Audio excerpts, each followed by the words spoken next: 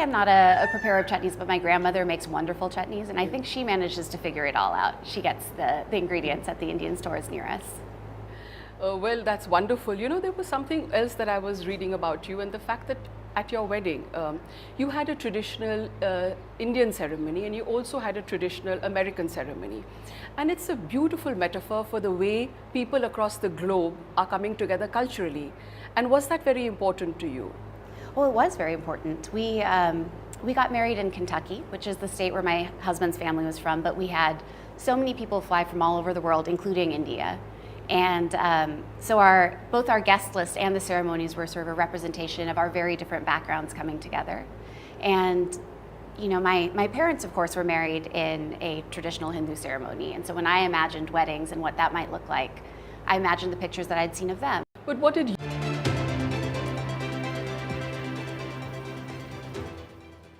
A very good evening. You're watching India Sense. I'm Gauri Dwivedi. This is your show that gets you all the news, the views and perspective for the global Indian. And as always, we start with the headlines. 4 months into his second term with multiple setbacks from courts like the reprieve for Harvard or limited delivery to his promises like pruning the big bureaucracy. We ask, has Trump 2.0 lost its sheen?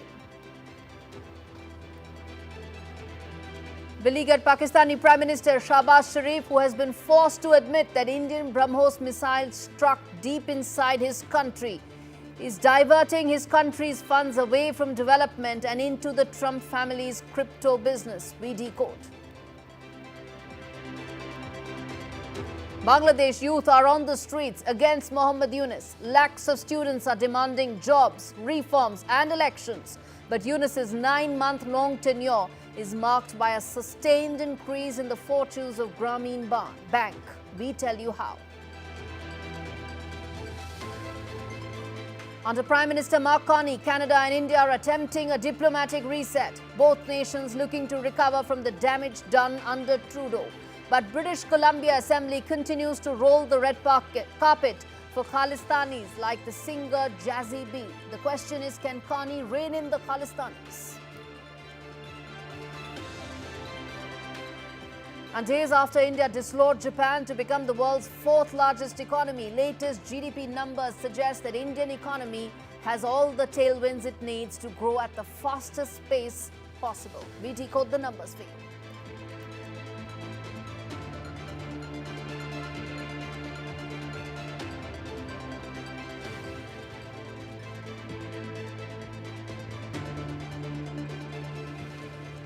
Viewers, the big story that we are tracking this week on India Sense. Well, Trump 2.0, and has it lost its sheen? That's the question. Why? Because the promises were big, the branding beautiful, but beneath the polish, a pattern. Power unchecked, numbers, some would say inflated, enemies for sure more, and goals to a large extent missed. Trump 2.0 set out to fix the system, but is the system now more broken than before? That's a question that many are asking. The answer to that is still in the air, but it looks like Donald Trump's rebooted revolution is unraveling. And why does it look like the administration is losing some of the sheen it had when it started? Well, first up, viewers, Trump 2.0's tariff crusade hit a legal buzzsaw this month when a federal court ruled against his unilateral powers. Aren't so unilateral, that it said. The backlash, well, it was blistering.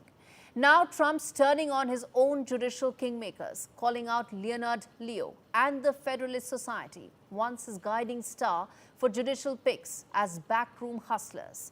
The message from the courts, well, no president is above the Constitution, not even one with tariffs that have allegedly brought trillions into the US. Claims that are, well, unchecked and unprovable. It was supposed to be just another crackdown. Instead, it's become a constitutional battle royale. Trump's Department of Homeland Security tried to, in fact, decertify Harvard, revoked its right to host international students on campus. A federal judge hit pause. Another area where one sees that Trump 2.0 is now on the back foot. Why? Because a lawsuit flew And Trump's critics say this wasn't about visas, it was beginning to be about vengeance. As the case heads towards the Supreme Court, the bigger question looms: is Trump's war on Harvard yet another instance when the president's powers are being checked by the courts and he's on back foot? Let's now turn attention to Elon Musk, the tech titan who promised a leaner, cleaner government. The billionaire bromance that built a new political machine in America is now burning out in real time. In the early days of Trump's second term, DOGE, that is Musk's Department of Government Efficiency, was touted as the silver bullet to solve Washington's big issues as far as waste is concerned. Musk called it the lean government code. And in fact, Trump called it genius. But today, DOGE lies in ruins. Musk has left the building, well, literally. And with him, the last traces of credibility in a project that promised to slash $2 trillion, barely scratched about $140 billion, and some would say receipts riddled with errors. Even worse, Trump's own tax bill, a mammoth piece of political theater, some would call it, and he's calling it as the one big beautiful bill. It added $2.3 trillion back into the deficit. Do the math. Trump promised to end the war in Ukraine before Inauguration Day. He promised peace in Gaza before touching the Resolute desk. Instead, both conflicts have deepened. And we speak at a time when it's expectation that there could be another round of talks. Well, second talks, possibly followed by third talks. And it seems that Trump administration's frustration is beginning to come from some amount of erosion of capital of the president himself, his political capital that could be at stake here. And at the end of the day, well, viewers, it looks like the glow that once surrounded Trump and Musk, it's not gold. And unfortunately, it looks like it's crumbling. Turning attention now to the first wide-angle story on the show. With inflation surging, wheat prices out of reach and blackouts still the norm, Pakistan's government is making a big claim. In fact, not on food or security or electricity, but on crypto. And strangely, there's a Trump connection amongst others. That shall be revealed. What's really behind this digital gold rush is what this special report decodes for you. Take a look. When you're drowning in debt, you don't buy a yacht. But Pakistan is doing exactly that with a currency it doesn't seem to know much about. With $24 billion in foreign debt repayments due this year and inflation crossing a record 29%, Islamabad is not just spending on weapons, it's also diving headfirst into crypto. While millions struggle to buy flour, Pakistan is setting up crypto mining farms on an electricity grid insufficient to power most Pakistani homes.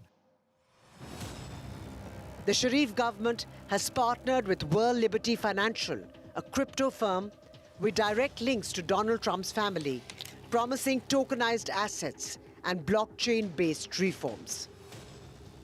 At the top sits World Liberty Financial, 60% owned by Trump's inner circle. Eric Trump, Donald Trump Jr. and Jared Kushner control the majority stake and receive 75% of all crypto token revenue. Co-chair Zachary Witkoff, son of Trump's Middle East envoy Steve Witkoff, completes the link, tying Pakistan's crypto ambitions directly to the Trump family's financial web. Their coin is backed by over $2 billion in private investment, and now they want Pakistan to be their playing ground. What's fueling this insurgency? Pakistan's shaky image on the world stage and a growing desperation to rehabilitate it. But image makeovers don't feed the hungry or power the lights. In fact, this failed bid to curry favor has directly backfired as the US Senate is asking tough questions around links with the Shehbaz Sharif government. A digital dream is being sold in Islamabad, but for a country where electricity cuts last hours and electricity shortage runs into thousands of megawatts, where children still die from hunger, this dream is a ticking time bomb waiting to explode into a nightmare wrapped in code. In its desperate scramble to curry favor with the Trumps, Pakistan has mistaken cryptocurrency for economic salvation, but the glitter of digital coins cannot mask the rot as far as the real-world collapse is concerned. Viewers, this isn't just a failed PR campaign, it's a spectacular gamble with the nation's future. And while the Trump family is the one that's counting token profits, Pakistanis, the poor ones, are counting their losses. Shifting focus now to the other story that we are tracking. Well, Bangladesh. He rose on the shoulders of a student uprising, hailed as a hero that is, in fact, now in power without a vote. But now, the same streets are burning with anger. The army is watching warily, and his old allies are now chanting for his fall. As the nation stalls, Yunus moves swiftly. In fact, there are approvals, there are exemptions, there is influence, all flowing back to what? Grameen Bank. In a crumbling democracy, has the Nobel dream now turned into a quiet empire? This report tells you all that you need to know about what is happening in Bangladesh.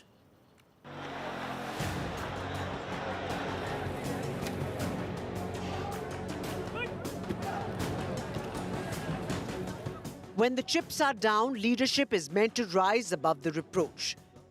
But under the interim chief advisor Muhammad Yunus, the lines between duty and personal legacy are starting to blur. His decisions are raising more eyebrows than applause. Within just 8 months of Yunus taking the reins, approvals have rained down on his long-standing Grameen network, faster than you can say conflict of interest. Grameen University gets the nod. A digital wallet gets the green light. A manpower export license finds new life. And it seems it's raining perks. It's pouring. A 5-year tax holiday for Grameen Bank is back on the books. And in a move that shifts power quietly behind the curtain, the government's stake in Grameen Bank is cut by more than half.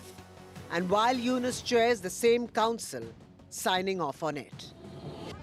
Meanwhile, 2 court cases against Yunus vanished like smoke in the wind. One just a day before he took oath, and the other just 3 days after. For a man once hounded by the former regime, the sudden silence of the judiciary now seems too convenient. And while critics raise red flags, more disturbing signs emerge. From silent nods to pro-Islamist elements to whispers of back-channel dialogue with Pakistan's diplomatic corps, and even the quiet release of 1971 war criminals. Yunus's regime seems to be rewriting more than just financial regulations. The writing is on the wall, etched in silence, signed in shadows. What began as a promise of reform now reeks of quiet revenge, veiled control, and rewritten history. One man's empire grows while the republic recoils. The spiral is almost complete, viewers. And on that note, I'm going to slip into a very short break, come back on the other side, talk more about the Indian economy and what's powering the Indian economic engine. Stay with us.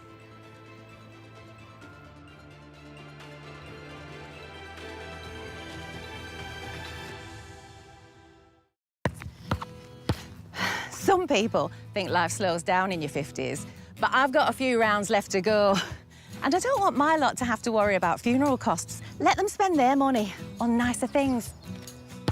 So I decided to learn more about over 50s life insurance from Cover Today. Cover Today are the only over 50s life insurer with no waiting period, unlike other insurers who could make you wait up to 2 years for full cover. With Cover Today, you're fully covered from day one, and you're covered for the whole of your life. Plus, unlike other things in life, the price never goes up. Go online or talk to their friendly UK team in just one phone call. Cover Today are the only over 50s life insurer with no waiting period and no annoying trips to the doctors either. Plus, you get your choice of a £125 gift card. Now I'm with Cover Today, I can get on with something much more interesting. To find out more about Cover Today, call our friendly UK team on 0800 380 0060 or visit covertoday.co.uk.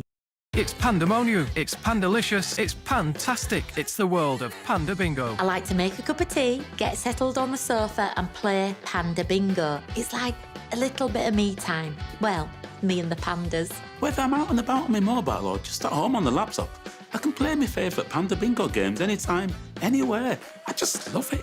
Brilliant bingo rooms. Great games, out of this world offers. Join today at pandabingo.com/bingo. What they don't tell you about getting older is how much fun it can be. Enjoying all the things you've worked so hard for. Spending time with the people that really matter. Not to mention, finally finding that precious time for yourself. I don't want anything taking my best years away from me, but like so many people, I've seen the heartbreak that dementia can cause. That's why I'm asking everyone to order this essential free guide from Alzheimer's Research UK. It's called Your Brain Matters. We all know what's good for our heart and our lungs, but do you know how to keep your brain healthy too? Well, this guide tells you how, in 7 steps you can start taking right now, whatever your age. Just ring the number on screen to get your free copy. Inside you'll find facts and tips that can keep your brain healthy and help reduce your risk of developing dementia. It's advice you can really trust from leading dementia scientists. Read it, keep it, and check back whenever you need to. Order your free copy now. Call Alzheimer's Research UK on 0800 035 5984 or text BRAIN2 to 78866. Think of it as another way of planning for your best years, because your brain really matters.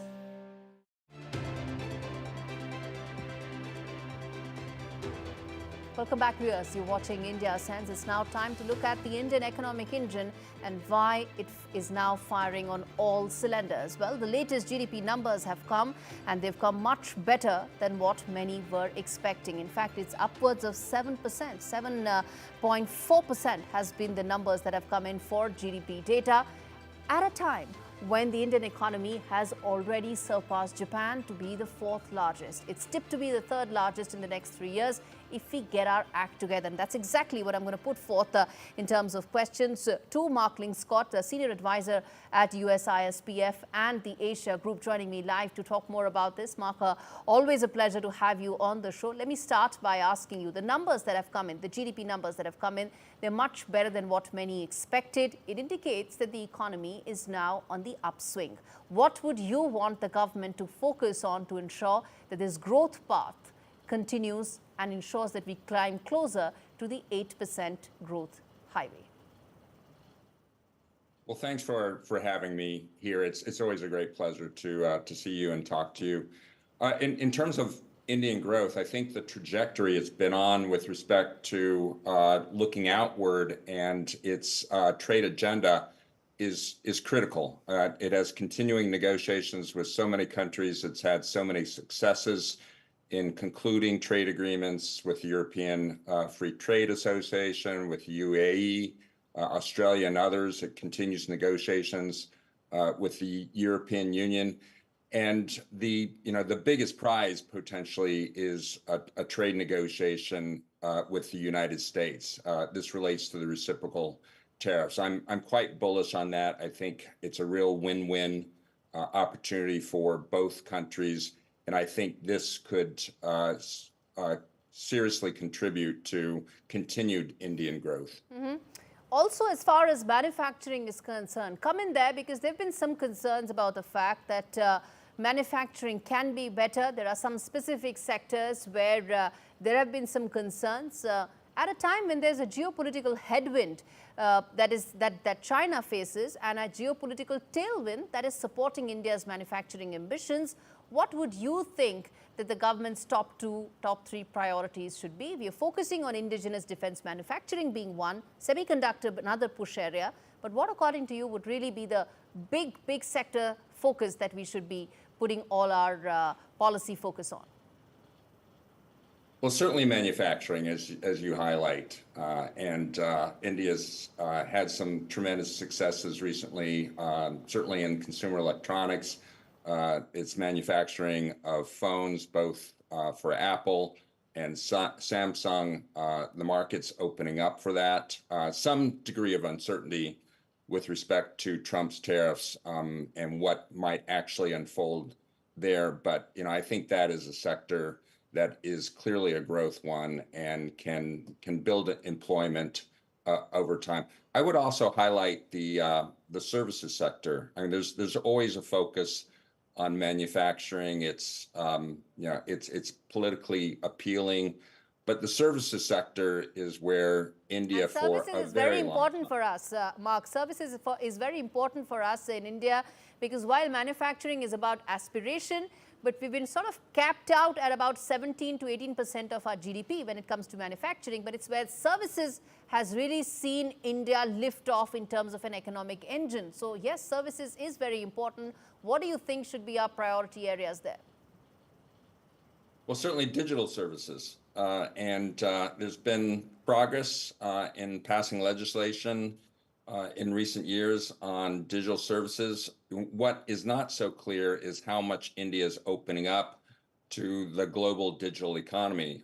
Certainly the private sector has opened up, but is the government creating the incentives for India to continue to export these digital services?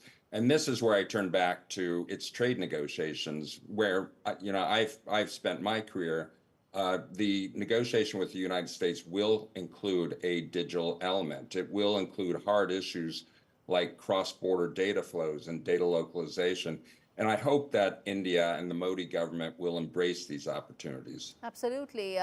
Let's look at all those opportunities and possibilities that will let us climb on the 8% growth highway. I'm going to leave it there, Mark. Always a pleasure to have you on the show. And in fact, let's now turn attention to the other story that we are tracking, which is the latest as far as Canada is concerned. Well, viewers, Mark Carney today carries far more political weight than Justin Trudeau ever did. No baggage, no shaky coalitions, and most importantly, no political insecurity. His pick for foreign minister, in fact, is already in talks with India's Dr. Jaishankar. She's of Indian origin, and trade, tech, security, all are now back in play. It almost looked like a long-awaited thaw in relations. But just as the ice starts to crack, British Columbia strikes a match. Cut to this, it almost looks like a red carpet welcome in the British Columbia legislature for Punjabi singer Jazzy B, a known Khalistan sympathizer whose music has celebrated violent separatists like Bhindrewala. But he wasn't the only one. There were other artists with similar leanings. All were introduced and applauded by MLAs from both the British Columbia Conservatives and the NDP, of course, known to be a Khalistani supporter all along.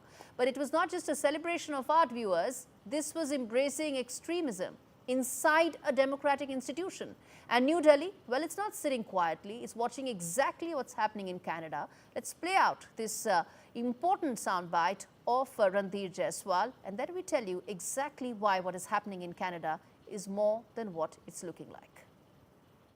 Regarding pro-Khalistan elements, our position has been very consistent over several months and years now. We've conveyed our security concerns to the Canadian side, and we have also urged them not to give any political space to extremist elements, those who advocate violence and those who talk about secession or who talk about separatism.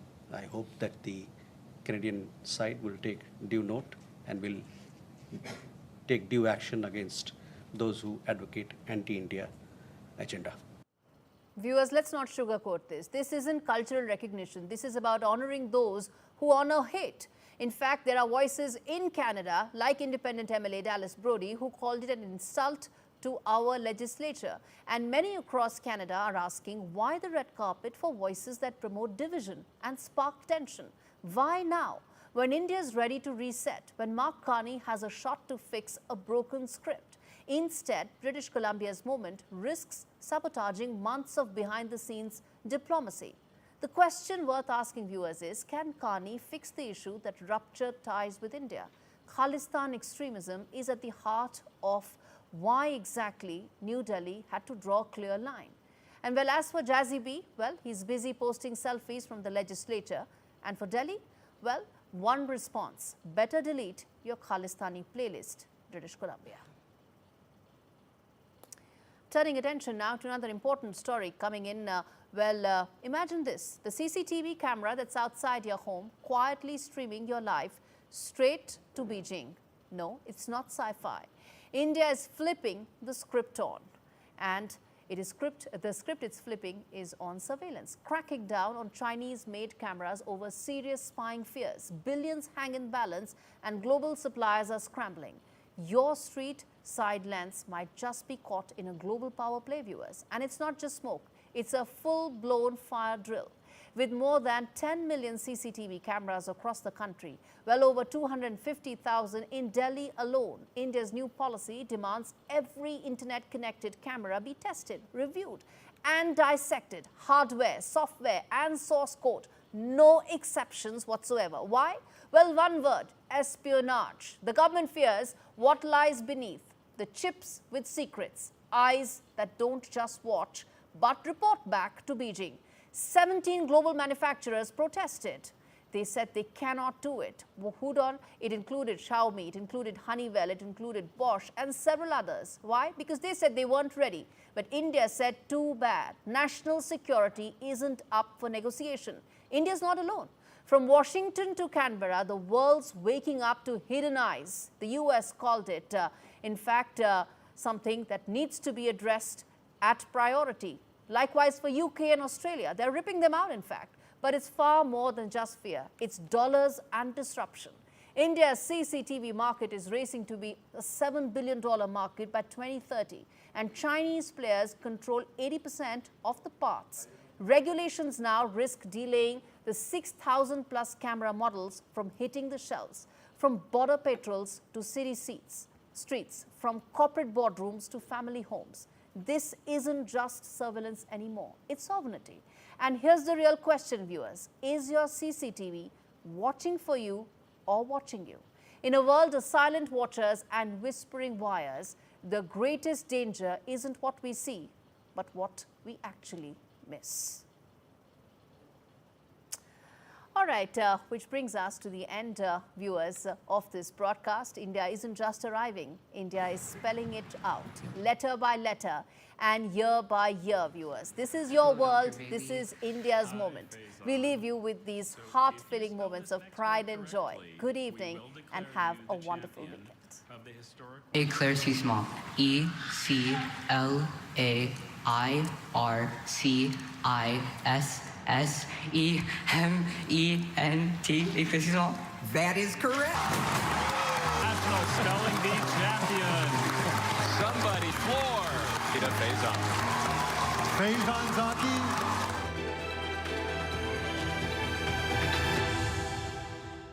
We know that living with diabetes can make daily life a challenge, and we're here to help.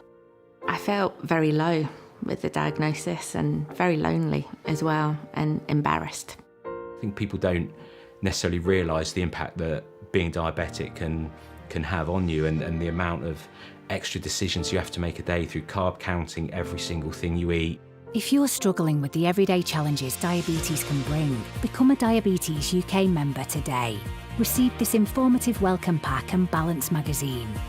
Balance magazine has been very good in giving me tips to manage my diabetes on a day-to-day basis. One of the things I was recommended to do was exercise. What motivated me was my love of dance, and I got that back. Join a community that really understands. Call 0800 035 7605 or go online to become a member for just £3 a month. Panda Bingo is the home of brilliant bingo rooms, great games, and out-of-this-world offers. It's absolute pandemonium at pandabingo.com/bingo. Dealing with my lot means making smart choices. And with our family growing, I want to protect the life we've built. That's why I'm calling Smart Insurance. Hi, I'd like a quick quote, please. OK, you can choose a benefit amount up to £750,000 depending on your age. Brilliant. If you're a UK resident aged 18 to 64, you can apply with just a few health and lifestyle questions. For £250,000 of cover, the price starts at just £14.77 a month. That's less than I thought, and could help my husband pay off the mortgage. With our Smart Family Guarantee, you'll have peace of mind. I'll go ahead. You'll also receive a 100% advance in the event of terminal illness and 10% cashback on your first year's premiums. That's the Smart Cashback. Plus, you get your choice of a £125 gift card. Protect the life you've built the smart way. To get a free life insurance quote today, call our specialist UK team on 0800 977 5753 or visit smartinsurance.co.uk. जब मेहमान नवाजी में कोई कसर बाकी ना हो, तब जान लो घर में आज दावत है. Dawat. Bring out your finest. In People's Postcode Lottery's June draws, you could win a share of £17.8 million. For the chance to win, sign up before midnight tonight. Sun's out, fun's out. At Tesco Mobile, our deals will help you get the most out of summer. Get a SIM with 100 gigs of data for just £16 a month with Club Card prices. And what's more, we'll help you save on your summer activities by collecting £20 worth of Club Card points too. How you choose to spend them is up to you. It pays to be connected. Search Tesco Mobile. Every little helps. When facts are fragmented, we put the pieces together. Where power collides with truth, we are there. Behind me is that massive security arrangements that are in place. Behind fractured boundaries, we clear the fog of war. Fault Lines with Gauri Dwivedi, only on NDTV World.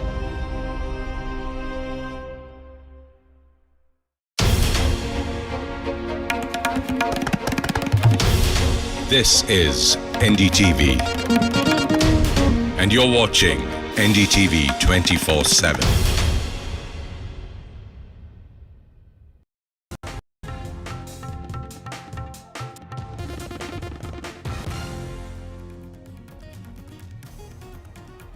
Good afternoon, ladies and gentlemen. You're watching NDTV 24/7. I'm Priyanka Das, and we have an exciting lineup of stories from Prime Minister Modi in Madhya Pradesh, the External Affairs Minister Dr. S. Jaishankar's strong message against terrorism, and a whole lot more lined up. But first up, a quick check on the headlines.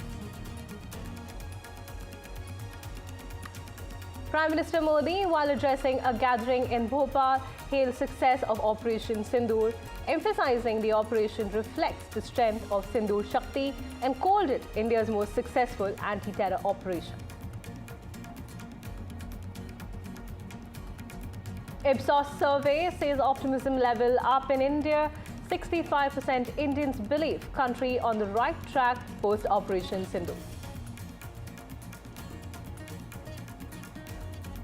External Affairs Minister Dr. S. Jaishankar puts forth strong message on Operation Sindoor, says India will never bow to nuclear blackmail and that terror sponsors will pay a heavy price. Former Union Minister slams Pakistan, calls Pakistan government double-faced, says dialogue with Pak nothing but a bluff, called out by Prime Minister Modi. Big win for Indian diplomacy. Colombia withdraws statement sympathizing with the casualties in Pakistan. This after Shashi Tharoor says Colombia now understands India's stance against terrorism.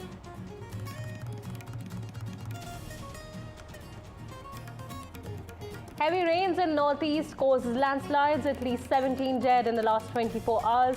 Union Minister Rijiju expresses sadness over the deaths due to landslide in Arunachal Pradesh.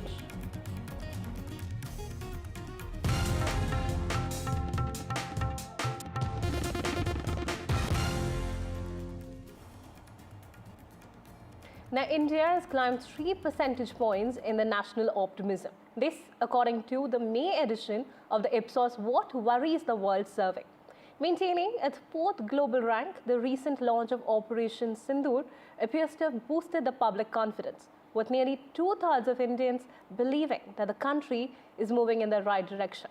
To get more insights on this development from the index information that we've been able to procure, on the broadcast, I'm joined by my guest, Dr. Soumya Avasthi. Dr. Avasthi, thank you so much for joining us on NDTV 24/7, firstly, for your time. Now, help me understand here, of course, because the latest Ipsos report now suggests that nearly 65% of Indians are more optimistic after Operation Sindoor. Firstly, what are your thoughts on how the terror operations were handled by the Indian government when it comes to, the tactical point of view or the strategy that was employed, which has been able to sort of boost up the public perception as well? Yes, thank you so much for having me. Firstly, of course, this report comes at a very right time. The survey is clearly showing it is self-evident that how India responded and what is Indian citizens' view on the subject, because the way it was handled by the armed forces and by the government of India, it reflects that the way they were conducting it was actually helping us gain confidence over our system, because every day the armed forces was doing press briefing. They were giving us the evidence of before and after image of the operations, and they were also interacting on a regular basis with the social media as well as the journalist community. So of course these things definitely had a mark on the people of this country, and it was also seen that while the operation was on, and we must commend on this observation that how people of Jammu and Kashmir stood with us and were shoulder to shoulder with the armed forces, that they are there with us and they recognize the challenges that Pakistan was throwing at us with through terrorism. And not just in Kashmir, I would also like to highlight that even in Nagaland, there was a flag march which was taken out not just by the locals but also by the senior veterans of the armed forces as well as government employees, which shows that despite having their own qualms with the government at the local level or domestic level, they definitely stood united on this issue. So this survey is definitely a good way to give evidence to the people and evidence to many people within our country who had this audacity of talking anti-operation when they were required to be united with the rest of the country. So yes, and secondly, very interesting point which I learned Interject during here the survey. for a moment. Dr. Awasthi, I'd like to just interject here at the moment because as per the rankings now that have come forth, India's topped the Global South as well. Now, considering that India is often considered the voice of the Global South as well, do you think this largely positive sentiment in terms of the public boost that it has received, will that also support the changing geopolitical landscape and policy decisions here on for the Global South and India, of course? Of course. So this survey, when it shows that we have topped the global index or we are in the first four, it is not only giving confidence to the people of this country, but also to the world around us, because India has been for long, cheered as the global South leader, and it is right time because now the countries around us in the neighborhood as well as globally want to be much more connected and associated with us in different ways, be it trade, commerce, or politically. Even countries like OIC member countries, Gulf countries, the European countries, they all have shown their support to us. So there will be ease on many issues with regard to how this whole operation has panned out and what it has reflected about the government of India as well as the country and its people. So yes, our geopolitically we will be little more sound, and our foreign policy has been quite strong at this juncture. So it is going to be strengthened from here onwards.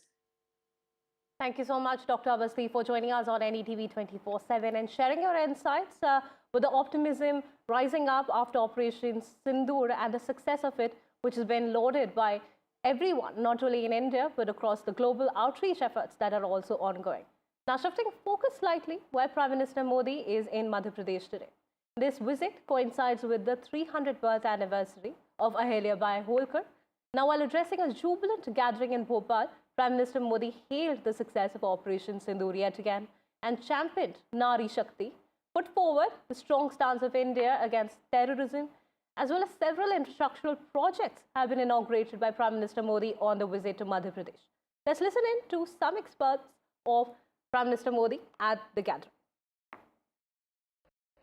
Pahalgam में आतंकियों ने सिर्फ भारतीयों का खून ही नहीं बहाया, उन्होंने हमारी संस्कृति पर भी प्रहार किया है। उन्होंने हमारे समाज को बांटने की कोशिश की है। और सबसे बड़ी बात, आतंकवादियों ने भारत की नारी शक्ति को चुनौती दी है। ये चुनौती आतंकवादियों और उनके आकाओं के लिए काल बन गई है, काल। ऑपरेशन सिंदूर आतंकवादियों के खिलाफ भारत के इतिहास का सबसे बड़ा और सफल ऑपरेशन है, जहां पाकिस्तान की सेना ने सोचा तक नहीं था, वहां आतंकी ठिकानों को हमारी सेना ने मिट्टी में मिला दिया। Today, PM Modi came to Bhopal, that is the Madhya Pradesh capital, and then he addressed more than 2 lakh women from the stage in Nari Shaktikarana Mahasammelan. So everybody is here with us. We will talk to them that after his speech, how they are feeling and how confident they are. Ma'am, Modi ji यहाँ पर पहुँचे थे, उन्होंने सभी से बातचीत की है, नारी सशक्तिकरण और नारियों को आगे बढ़ाने का एक बड़ा मैसेज भी दिया है। जी हाँ, उनका मैसेज सुनकर हमें बहुत अच्छा लगा और अभी ऐसा लग रहा है कि हम उस बहुत ज़्यादा आगे बढ़ सकेंगे। उनके कार्यकाल में जो हमें लग रहा था कि महिलाएं पहले सशक्त नहीं थी, वो और ज़्यादा सशक्त होंगी और वो हमारा सपोर्ट करेंगे। जी बिल्कुल मैम, आप क्या कहेंगे, कितना उत्साह अब है, क्योंकि जब प्रधानमंत्री नरेंद्र मोदी यहाँ पहुँचे थे, उनके जाने तक सिर्फ यहाँ पर जयकारे और उद्घोष हो रहे थे। बहुत ज़्यादा प्रोत्साहित हुए हम, और हम सुबह से आए हुए हैं। हमारा सुबह से इतना सारा ग्रुप का प्रोत्साहन था, उनको मिल के हमारा सब जो है इतनी देर का जो वेटिंग था वो पूरा उनको मिल के एकदम आनंदित हो गए। हम बहुत प्रसन्न हो गए उन्हें देख के। उन्होंने लेडीज़ के लिए क्या क्या मतलब अभी जो बताया, उन्होंने बहुत ही, हम सभी उनके बहुत ऋणी हैं, बहुत आभारी हैं। Now, staying on Operation Sindoor, the Chief of Defence Staff General Anil Chauhan is reported to have said that while India did suffer the loss of military aircraft in the recent clashes with Pakistan, military losses are a part and parcel of conflict. In fact, speaking at the Shangri-La Security Dialogue in Singapore, General Chauhan is said to have reportedly said that no war is without cost. What matters is how one responds, and that India responded effectively within 3 days, without further escalation. Separately, in an interview to Bloomberg, General Chauhan said, and here I'm quoting him, "The good part is that we are able to understand the tactical mistake which we made, remedied it, rectified it, and then implemented it again after 2 days, and flew all our jets again, targeting at long range." Meanwhile, India has never confirmed the number of platforms reportedly shot down, neither has the general. At a press conference in Delhi earlier, the Indian Air Force had stated that all personnel were safe.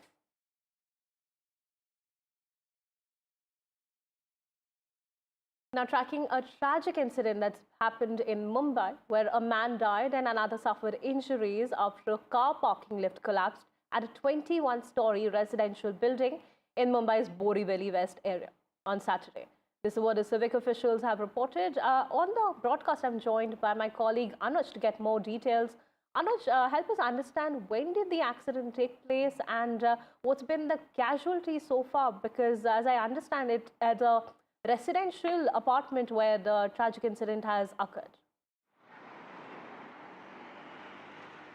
Well, yes, Priyanka, this incident took place at around 11:08 a.m., just a few hours before, from now onwards, wherein in a very high-rising residential building, building that is 21-story high, a parking lift collapsed, or rather plunged into an area, which can also be referred to as the parking, a 7-meter big parking deep pit. And underneath that, 2 individuals got stuck. Now, as soon as the news about this spread, the local authorities reached the spot, firstly to assess the damage, and secondly to save, whatever or whoever has been had gotten stuck in that particular situation. There were 2 individuals, Shubham Dhuri and Sanjeet Yadav, who were stuck underneath it. As soon as the firefighters and the BMC officials reached the spot, they made sure that both of them were removed removed from that parking lift area, and then they were moved to the closest hospital, the Shatabdi Hospital. The moment they were brought to the hospital authorities confirmed the death of Shubham Dhuri, the 30-year-old man, on that very spot, whereas the other individual, Sanjeet Yadav, severe injuries have been reported to him, especially to his head. So he is under critical care and observation by the local hospital authorities. But the authorities in Borivali West area and of course the BMC officials are still conducting the investigation on what exactly led to such kind of an unfortunate incident to unfold in the early hours of today afternoon. And later on, of course, they'll come out with more details. Back to the studio. Thanks, Anush, for getting us all those details. The tragic incident has occurred in Mumbai's Borivali, where one individual was led to the death because of a residential lift parking that collapsed. Now, shifting focus to the national capital, where the Bharatiya Janata Party-led Delhi government has completed its first 100 days of governance in the national capital. Now, on the occasion, the Delhi government has released a workbook highlighting important public welfare initiatives that have been launched so far under Rekha Gupta's chief ministership. My colleague also spoke to Ashish Sood. Let's listen in to that conversation. Cabinet Minister in Delhi government, Ashish Sood. Sir, you have big ministries, if we talk about education, power, home and many more. Sir, how satisfied are you with the 100 days of work? In 100 days, we have been able to give treatment to almost 6 people every day for 10 lakh rupees, which they were deprived of. In these 100 days, we have been able to register almost 350 people daily on this new scheme. We are making inroads, penetration to deliver to the last mile. So in the education department, sir, we used to see the previous government used to boast about its education model. You used the appropriate word. They used to boast. They used to only boast about it because yesterday we have paid 19 crore rupees of scholarship pending since 22-23, which they have deprived to the students of the poor section of society whose parents' income is less than 3 lakhs of rupees. So if they were so serious about it, then why these children were deprived of their rights? Why a swimming pool is still pending just 400 meters away from Satyendra Jain's house? Why Satyendra Jain lost? Why, if education was a priority, they have made the changes as they claim. Then why this education minister had to change his constituency? And despite changing, he lost. Why the leader of the house, Sir Arvind Kejriwal, lost? Why Satyendra Jain, who according to Arvind Kejriwal should have been awarded Bharat Ratna, lost mercilessly? People voted against him. So they are standing outside. They are standing outside just to find their relevance. They want them to be shown in the next frame. Please go and give this Rozgar to the so-called self-proclaimed Berozgar leaders. Now, heavy rains have wreaked havoc in the northeast. In fact, the heavy rains have caused widespread damage as flash floods and landslides have disrupted lives. At least 17 are reportedly dead in the last 24 hours alone. With key highways being blocked, several places have also been waterlogged. Now, the NDRF is conducting rescue operations even as mobile connectivity has been disrupted in Assam. Meanwhile, a bus plunged into the Teesta River in Sikkim, and there's been no word on the Odisha Minister Jaina, who still remains untraceable. Let's go across to my colleague Ratnadeep, who gets us more details from the ground in the northeast. Amid massive rains for the past 24 hours, several areas of Guwahati are inundated. People are stuck at their homes. Many people don't have even drinking water because the electricity has been cut off, fearing electrocution. And in between this is a special relief operation and rescue operation run by the state government. So several rubber boats have been put in place in areas which are completely inundated at this moment, where although because of rains weakening from the morning, the water levels have receded, but still people are stuck. And these people who are from the state administration, they are basically reaching out with stocks of water, biscuits and other dry fruit items. Also, these boats are used in case when they reach out to this waterlogged areas. If they find somebody who is unwell, who needs to be taken to a doctor, or if there is some emergency, these people are being evacuated with the help of these boats. So this is the way the state government is trying to reach out to people. There you can see elderly people are there, and the authorities will now go and inquire whether they would like this elderly person to be evacuated or they are okay staying here. Depending upon their choice, they would be actually provided help. एक minute आपसे बात करते हैं। आप हम देख रहे हैं यहाँ पे एक एल्डरली पर्सन है, तो ऐसे जो लोग हैं जो थोड़े वनरेबल हैं, पानी बढ़ने से इन लोगों को कष्ट हो सकती है, क्या आप इन लोगों को रेस्क्यू करके भी लेके जाते हैं? हाँ लेके जाते हैं। तो क्या प्रोटोकॉल क्या है अभी आप लोगों की ये रिलीफ और रेस्क्यू ऑपरेशन की? प्रोटोकॉल ऐसे हम लोग जो सहायता देते हैं कोई प्रोटोकॉल फॉलो नहीं करते हैं, क्योंकि जब ज़रूरत होता है सभी आदमियों को ज़रूरत होता है, इसी हिसाब से हम पूरी करने के लिए कोशिश कर रहे हैं। और आपने बहुत लोगों को रेस्क्यू भी किया, पेशेंट जो भी? हाँ कर रहे हैं अभी भी, और आने वाला भी है और आना वाला। So there you are, while people are hoping that this rains will weaken and situation will improve, the government at this moment is focusing in terms of reaching out to the people who are stuck in the waterlogged areas, who don't have food, reaching out with water and basic essentials. In Guwahati with Camson Sanjay Chakravarti, Ratndeep Chaudhary for NDTV. The fourth edition of the Astor Guardians Global Nursing Awards was held in Dubai, not just to honor the nurses around the world, but also recognize the key challenges in the nursing sector. My colleague Sri Rupa brings us the special report.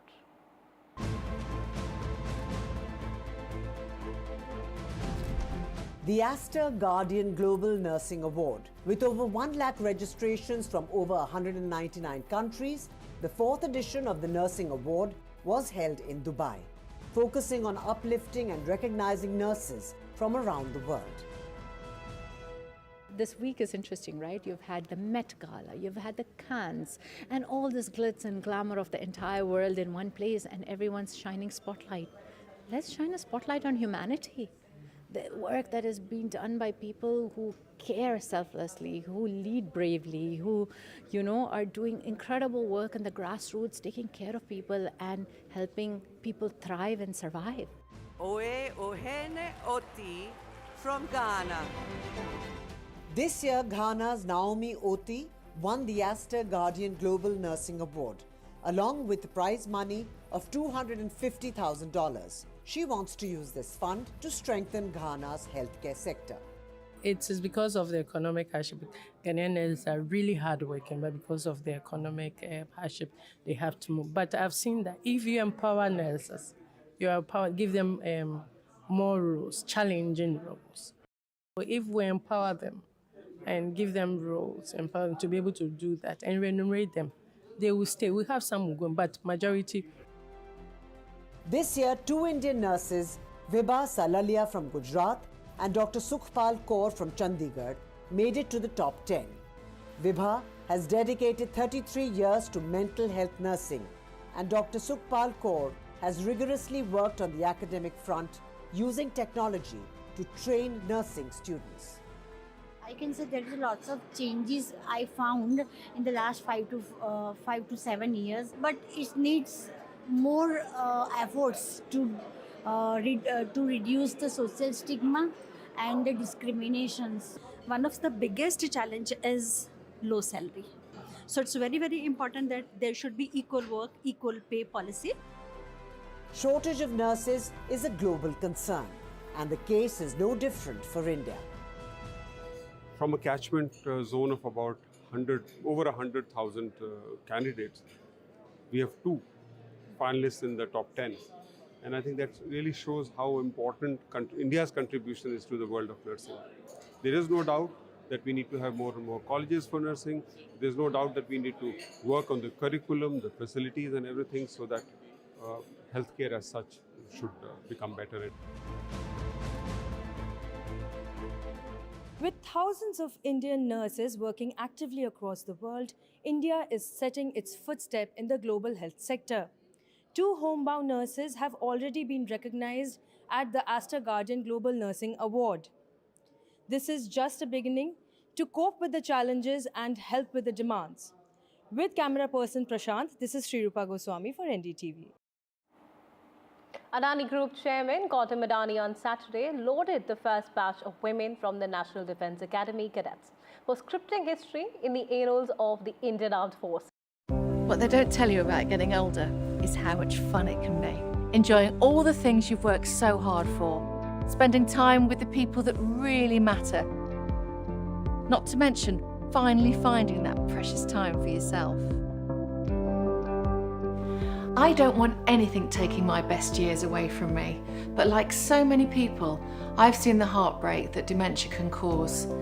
That's why I'm asking everyone to order this essential free guide from Alzheimer's Research UK. It's called Your Brain Matters. We all know what's good for our heart and our lungs, but do you know how to keep your brain healthy too? Well, this guide tells you how, in 7 steps you can start taking right now, whatever your age. Just ring the number on screen to get your free copy.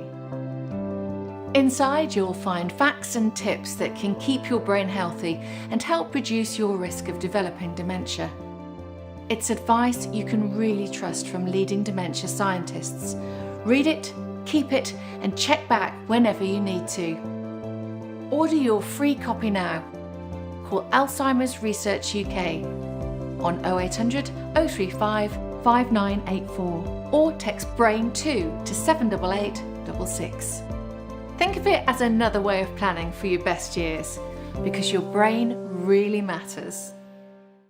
With 3, save £336 on the Samsung Galaxy S25 Ultra. And claim a Galaxy Tab A9 Plus worth £259 when you buy it today.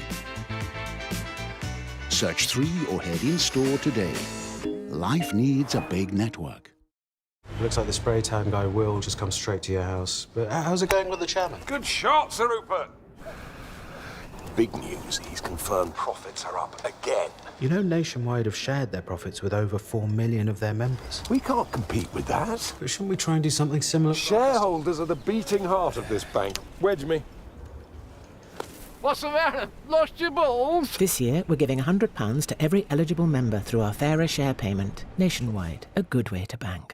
Get that lucky cow feeling with luckycowbingo.com/bingo, the site that's bursting with beautiful bingo games. That's luckycowbingo.com/bingo. With Post Office Over 50s life cover, enjoy peace of mind knowing your family will receive a guaranteed payout when you're gone. UK resident 50 to 80, you're guaranteed acceptance. No health checks and from just £1.15 a week.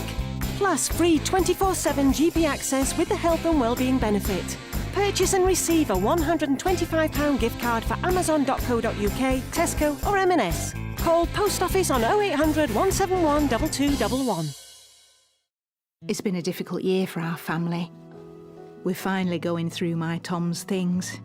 I want to make him proud, and that starts by making sure our son is protected. Welcome to British Seniors, the UK's #1 rated provider of over 50s life insurance. Hi, I'd like a quick quote. No problem. We're proud to offer our seniors lifetime guarantee. With 100% of claims having been paid, we guarantee your premiums will never go up and that you'll speak to one of our specialists in the UK. That's great. UK residents aged 50 to 80 are guaranteed to be accepted.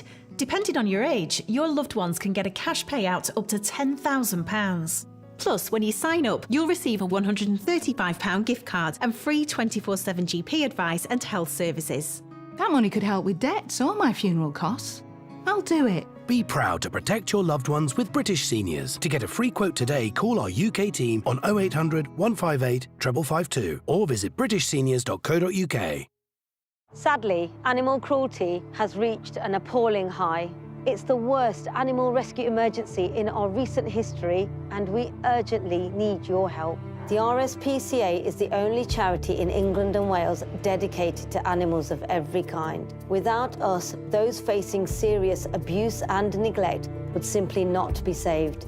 If you can help us carry on this vital work with a monthly gift, please call or text the number on screen now. Anything you can give will help us answer more calls, rescue more animals in danger, and help provide the urgent medical treatment, food and loving care animals need. I promise we will never give up trying to save every animal we can. But we need your help now. more than ever. Please call 0800 234 6046, text SAVE to 88008, or visit our website to start your monthly donation today. Thank you. As a dad, I know life's unpredictable. It's all fun and games until it's not. You okay? I want my kids to always be looked after. That's why I'm not putting things off anymore and protecting the life we've built by calling Smart Insurance. Hi, how can I help? Hi, I'd like a quick quote, please. Okay, you can choose a benefit amount up to £750,000 depending on your age. Brilliant. If you're a UK resident aged 18 to 64, you can apply with just a few health and lifestyle questions. For £250,000 of cover, the price starts at just £14.77 a month. That's less than I thought, and could help my wife pay off the mortgage. With our Smart Family Guarantee, you'll have peace of mind. That's good to know. You'll also receive a 100% advance in the event of terminal illness and 10% cashback on your first year's premiums. That's the Smart Cashback. Plus, you get your choice of a £125 gift card. Protect the life you've built the smart way. To get a free life insurance quote today, call our specialist UK team on 0800 977 6797 or visit smartinsurance.co.uk.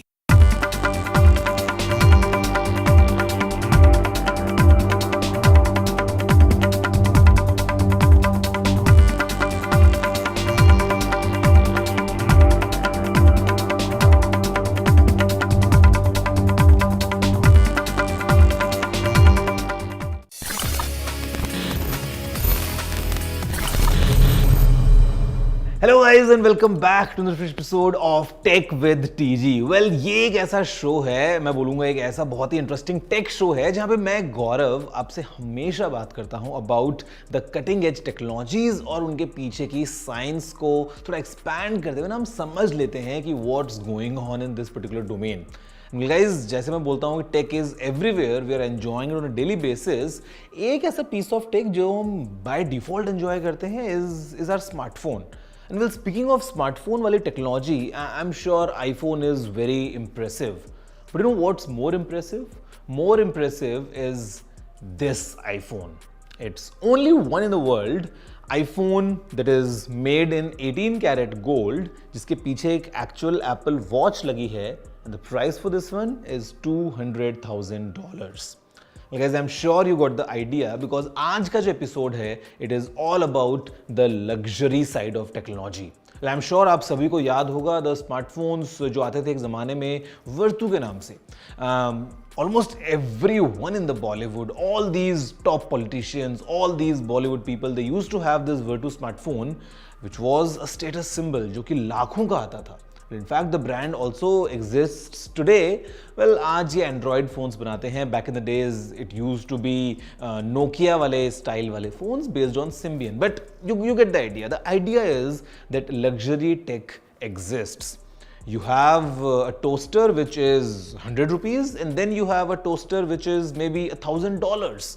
तो यहाँ पे आज इस episode में हम इसी के बारे में बात करने वाले हैं that what the science behind these luxury tech products. आखिर कितना कुछ नया हमको मिलता है while we enjoy them and आखिर माइंडसेट क्या होता है of people while they buy these luxury tech items. जल्दी से आगे बढ़ते गाइस, पता लगाते हैं क्या हो रहा है in the world of luxury tech in this episode. बिना किसी देरी के चलिए शुरू करते हैं।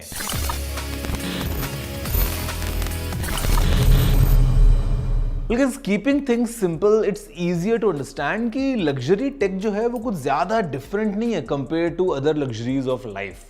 For example, अगर आप कहीं travel कर रहे हैं, you can stay in a pretty normal hotel at a very affordable price, or maybe you can stay in a 5-star paying, let's say, 10 times the price, but then you get lots of other amenities as well. अगर हम transportation की बात करते हैं, तो maybe you can go from point A to point B in a normal car, or maybe you can take a luxury experience in a top brand. अगर आप Mercedes, Audi, BMW, Bentley, Rolls-Royce की बात करते हैं, again the price is multifold, but then again you get lots of luxury in terms of soft seats, massaging seats and a decent cabin. अब यहाँ पे guys अगर हम बात करते हैं टेक्नोलॉजी के पॉइंट ऑफ व्यू से, तो again we have multiple options. आप अपने फ़ोन के लिए अगर एक कवर लेते हैं of let's say 150 rupees from the local market, well it will protect your phone of course, but then again if you buy a cover worth 2000 rupees from the official manufacturer, It's in your mind जब आप सोचते हैं कि no, you have invested and this cover is definitely more premium and more luxurious.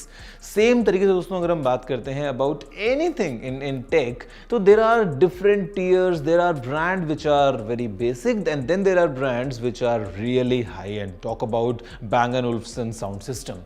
अब यहाँ पे let's take a closer look to understand that how did this luxury tech evolve. कहां से शुरुआत हुई थी एंड आज हम कैसे इस जर्नी को देखते हैं.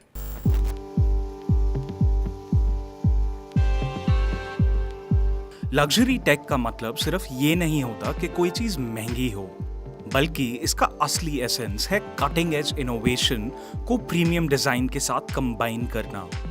Let's take a journey into this fascinating and glamorous world where technology meets style and sophistication. Gold phones and diamond encrustings. In the 2000s, luxury phones जैसे Vertu ने मार्केट में एंट्री ली, जिसमें सफायर ग्लास, लेदर बैग्स और even gold plating use की गई. इन phones के features basic थे, लेकिन उनका लुक और एक्सक्लूसिविटी अनबीटेबल था. Luxury smart watches. जब एप्पल ने एप्पल वॉच एडिशन लॉन्च की, जिसमें 18 कैरेट गोल्ड बॉडी थी, it became a new trend in the market. और इस ट्रेंड को फॉलो करते हुए स्विस वॉच मेकर जैसे टैग हेयर ने भी Android based smart watches launch किए, so they can compete as well. Designer collaborations. Fashion brands जैसे लुई वुइटन, गुची और मोबलान ने हाई एंड टेक्नोलॉजी एक्सेसरीज बनाए, like smart watches, wireless earbuds, and even smart luggage that combine fashion and function. High tech meets high end. TVs जैसे Samsung's The Frame और LG के rollable OLED TVs अब सिर्फ एक entertainment device नहीं, बल्कि एक आर्ट इंस्टॉलेशन बन चुके हैं. ये डिवाइसेस स्पेशली उन लोगों के लिए डिजाइन किए गए हैं जो लग्जरी लाइफस्टाइल और एस्थेटिक्स दोनों को इक्वली वैल्यू करते हैं. Personalised tech. आजकल AI driven smart homes, voice assistants with custom wake words और bespoke gadgets जो स्पेसिफिकली कस्टमर के प्रेफरेंसेस और लाइफस्टाइल के अकॉर्डिंगली कस्टमाइज किए जाते हैं, are defining the future of luxury tech. Guys, who knew कि we had so many luxury options of the normal gadgets that we use these days? Guys, पता मजे की बात क्या है? यहाँ पे by luxury tech, the idea is to not just make it expensive. मतलब सिर्फ महंगे की बात नहीं हो रही है. यहाँ पे it's about the cutting edge technology when it's blended with the premium design. It becomes a luxury tech product. और अभी हम देखने वाले हैं what are the most popular luxury tech products. In the world of technology, luxury goes far beyond performance. It embodies exclusivity, premium materials, and cutting-edge design. Gold-plated smartphones से लेके $100,000 के speakers तक, luxury tech products, innovation और opulence का ultimate combination offer करते हैं. Here's a look at some of the most popular luxury tech products today.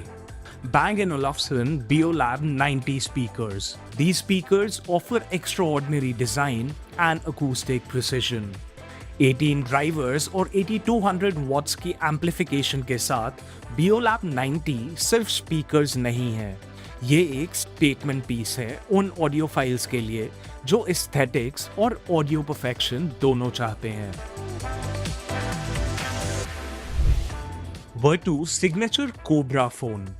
Vertu, known for handcrafting phones with luxury materials, introduced the signature Cobra, which is embellished with gold, rubies and diamonds. ये है rarity, craftsmanship और luxury branding का game. LG signature OLED R rollable TV. The world's first rollable OLED TV is both futuristic and elite. The TV rolls into a sleek base when not in use. offering innovation without compromising living room elegance. इसका minimalist design, high-end audio और 4K visuals के साथ perfectly paired है. Caviar Custom Tech. Caviar is famous for turning everyday tech into luxury collectibles. They offer gold and diamond encrusted iPhones, Apple Watches and AirPods Max. ये one of a kind editions हजारों dollars के price में मिलते हैं और royalty, celebrities और take collectors के बीच काफी पॉपुलर हैं. लग्जरी टेक सिर्फ स्पेक्स के बारे में नहीं है, ये क्राफ्ट्समैनशिप, यूनिकनेस और एक्सपीरियंस के बारे में है. Whether it's the fusion of traditional artistry with modern engineering or the use of precious materials in futuristic devices, these products redefine what it means to be tech-savvy and sophisticated.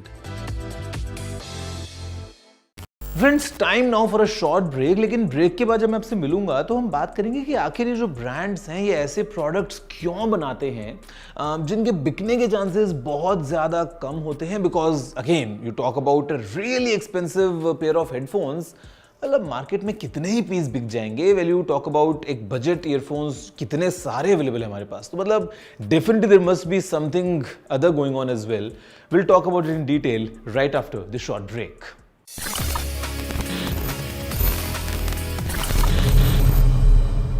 It's pandemonium, it's pandalicious, it's pantastic. It's the world of Panda Bingo. I like to make a cup of tea, get settled on the sofa and play Panda Bingo. It's like a little bit of me time. Well, me and the pandas. Whether I'm out and about on my mobile or just at home on the laptop, I can play my favourite Panda Bingo games anytime, anywhere. I just love it. Brilliant bingo rooms, great games, out of this world offers. Join today at pandabingo.com/bingo. With Post Office Over 50's life cover, enjoy peace of mind knowing your family will receive a guaranteed payout when you're gone. UK resident 50 to 80, you're guaranteed acceptance. No health checks and from just £1.15 a week. Plus free 24/7 GP access with the health and wellbeing benefit. Purchase and receive a £125 gift card for amazon.co.uk, Tesco or M&S. Call Post Office on 0800 171 2211.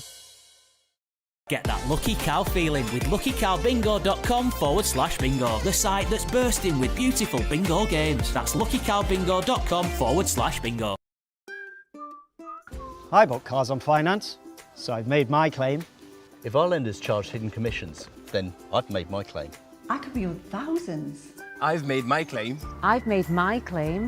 I've made my claim. I've made my claim. It's so quick and simple. You could be owed thousands in hidden commissions from vehicles bought on finance since 2007, even without the details. I've made my claim. Trust myclaimgroup.co.uk. Claims made simple. Dulux Standard 2.5 litre coloured emulsion. Now £15. Feel as proud as a peacock with Wix. In People's Postcode Lottery's June draws, you could win a share of £17.8 million. For the chance to win, sign up before midnight tonight. This is an important message for people living with diabetes from people living with diabetes. When I was experiencing the symptoms of diabetes, I didn't know what was going on. You go on the internet and it's full of horror stories. I didn't understand about carbs, I didn't understand about blood glucose levels. That's why the support I get as a Diabetes UK member is so important. You can become a Diabetes UK member for just £3 a month. When you do, you'll receive a practical guide specific to your type of diabetes and a copy of Balance magazine 4 times a year. Plus, you'll help support research that could lead to better treatments for all types of diabetes. As members, we're all working it out together. Call 0800 144 5410 or go online to become a Diabetes UK member for just £3 a month. Join us now because membership can help you learn to live better with diabetes.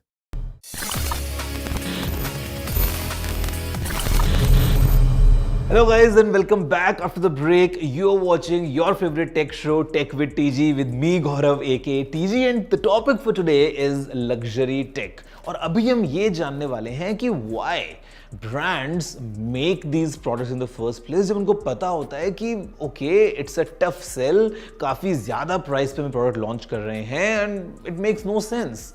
Well guys, यहाँ पे हमें जानना ज़रूरी होगा कि it's not always about the sales.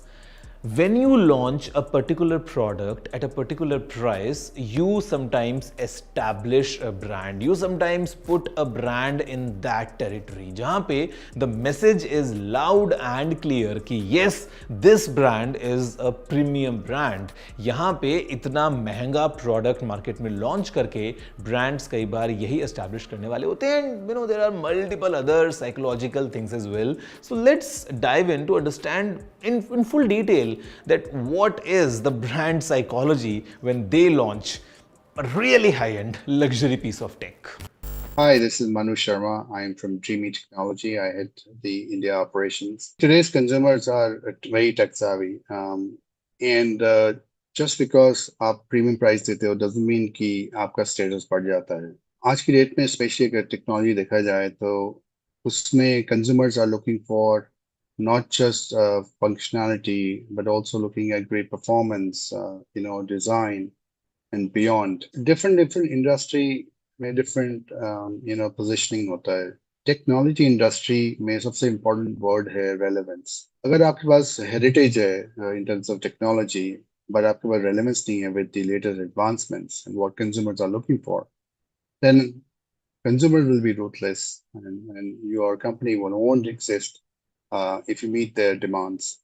So heritage really brings about the emotional anger, definitely, but consumer choices are also very, consciously driven towards, especially in technology, where they look at not just heritage, but also functionality of advancements, of latest engineering, latest technology that will help them navigate their lives in a very seamless way. The moment you move away from a mass production, which is what the technology companies do to get the economies of scale, the moment you get into bespoke and a customization, it leads to a different kind of engagement with the consumers. Definitely, these are tools which are used extensively and to also build a closeness with the consumer at the same time where consumers feel a lasting relationship with that particular product,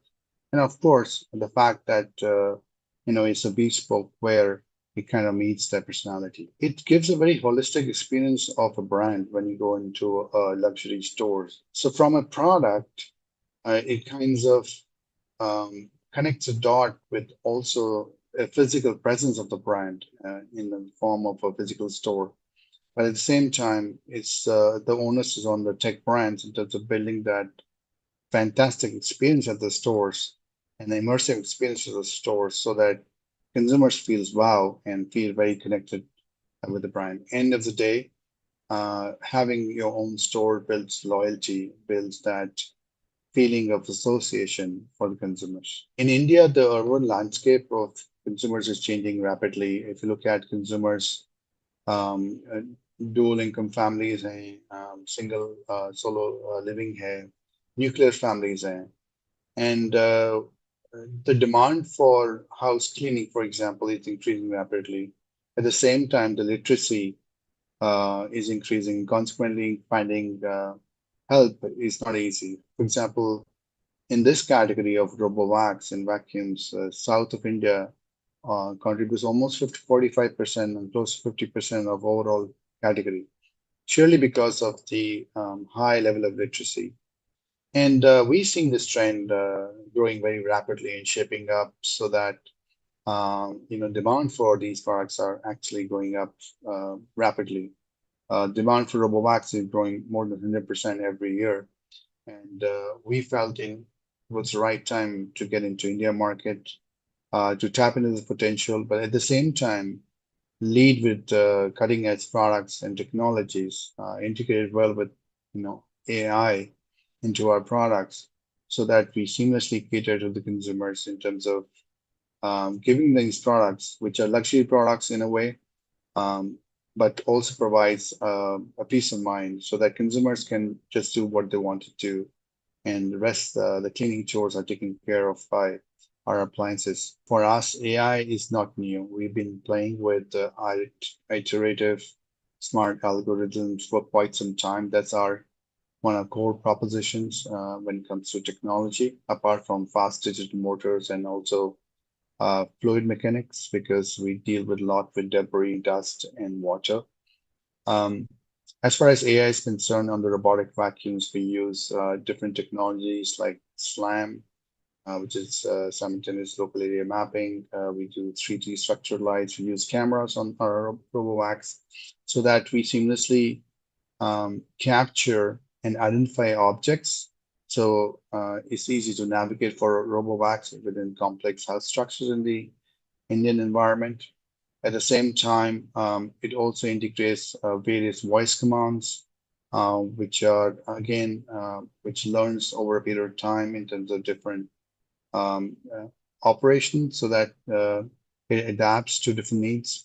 We're also doing very specific AI-based smart detections of certain types of stains. I think the center of all of it is our human beings, and it's important that we identify the needs of human beings and identify the problems that they face. To sum it up, I would say luxury tech is not about just status symbol. It's not about being elitist. It's about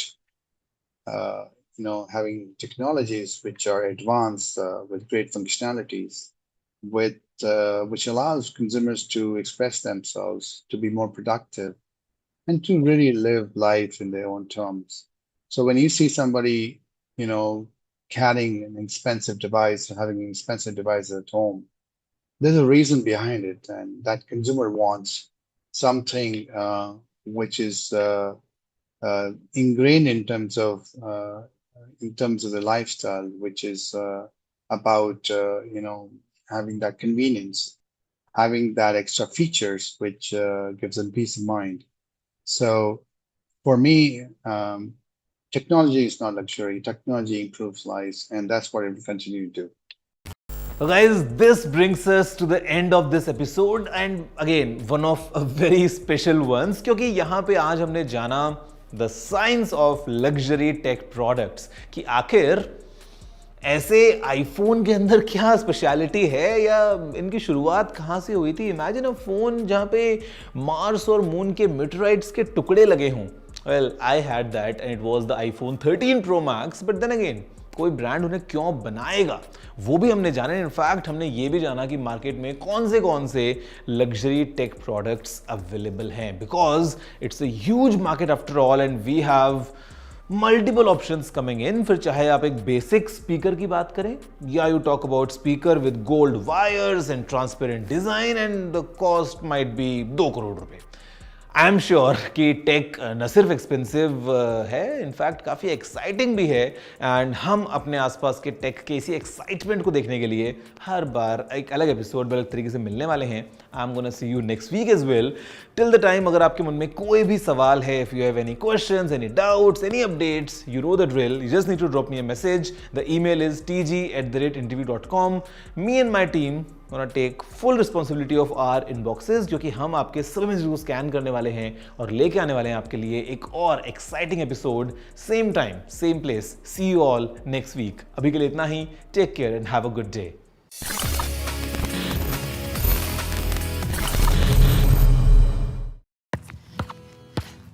Some people think life slows down in your 50s, but I've got a few rounds left to go.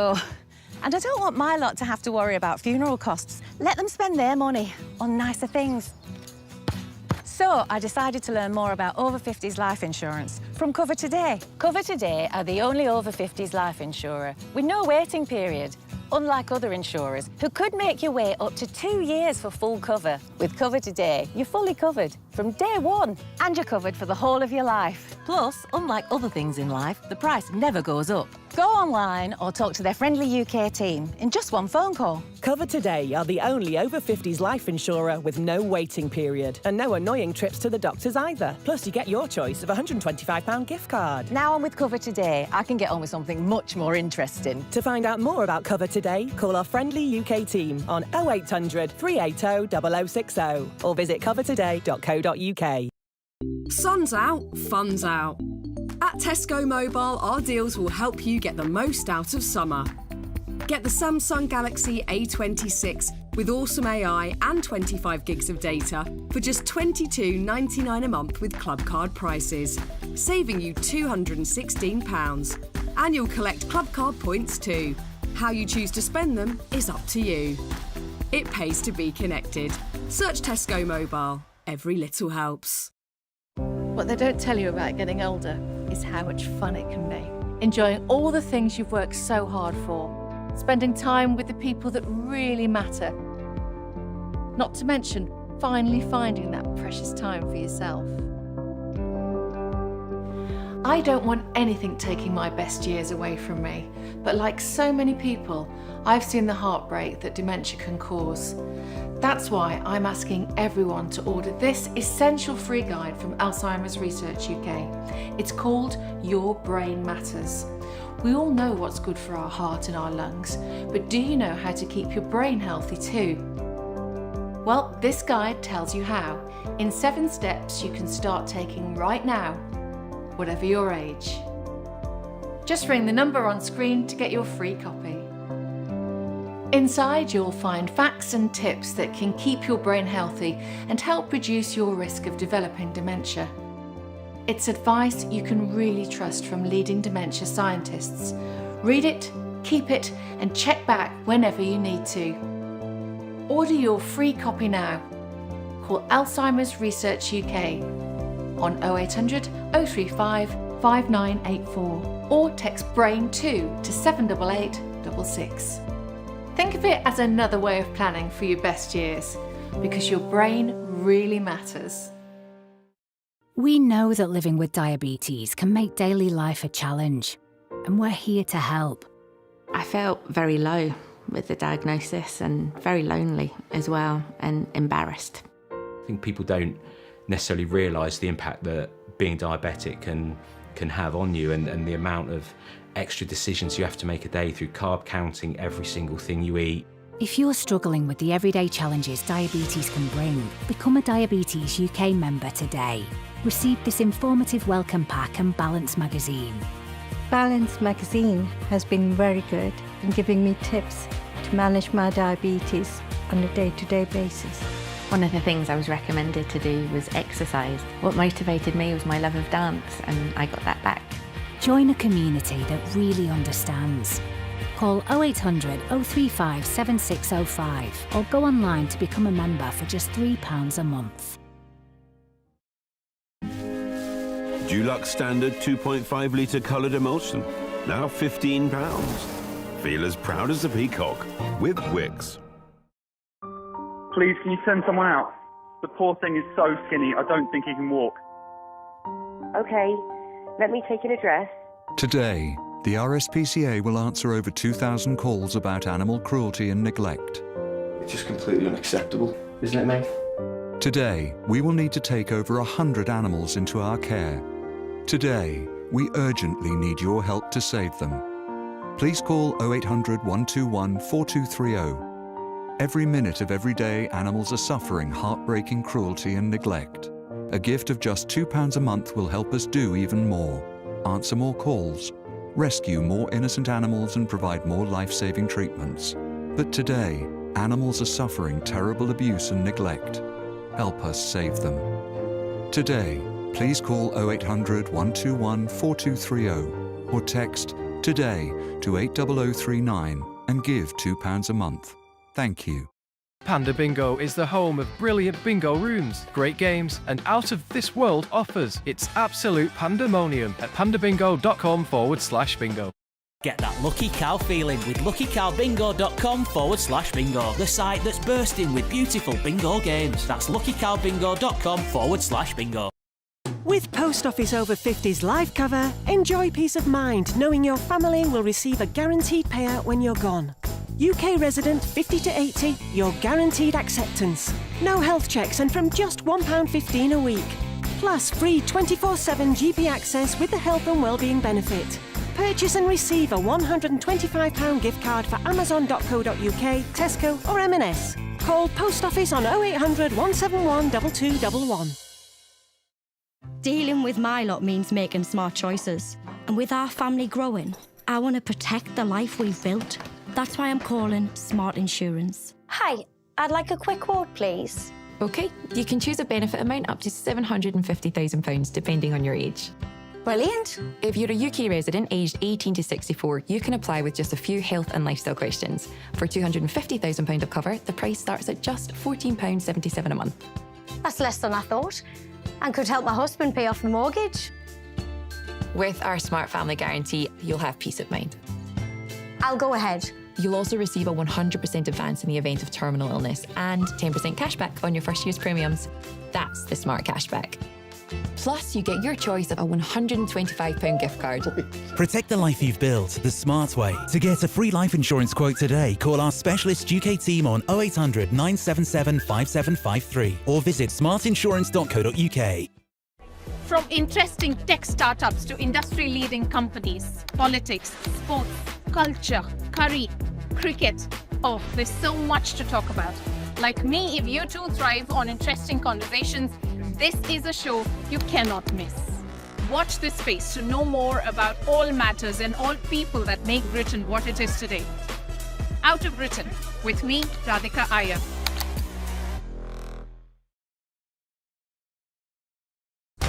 When facts are fragmented, we put the pieces together.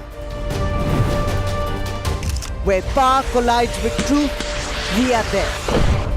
Behind me is that massive security arrangements that are in place. Behind fractured boundaries, we clear the fog of war. Fault Lines with Gauri Dwivedi, only on NDTV World.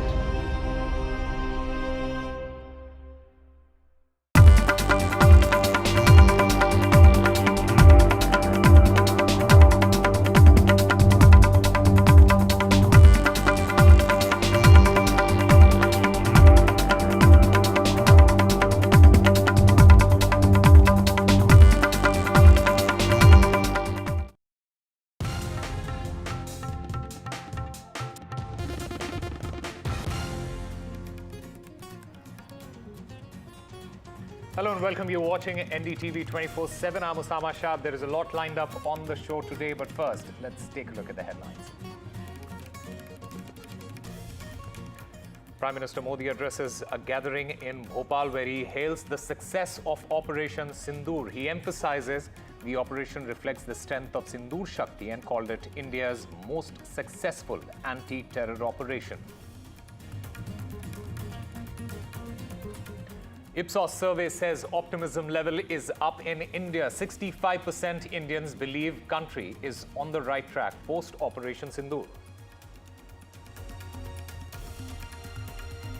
External Affairs Minister Dr. S. Jaishankar puts forth a strong message on Operation Sindoor. He says India will never bow to nuclear blackmail and that the terror sponsors will pay a heavy price.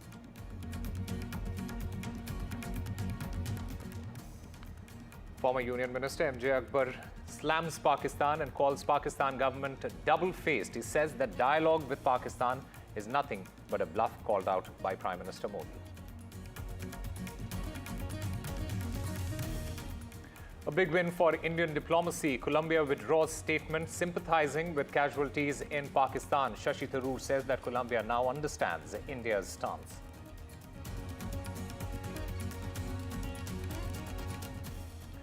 Heavy rains in the northeast of India causes landslides. At least 17 people have died in the last 24 hours. The Union Minister, Kiran Rijiju, he expresses sadness over deaths due to landslide in Arunachal Pradesh.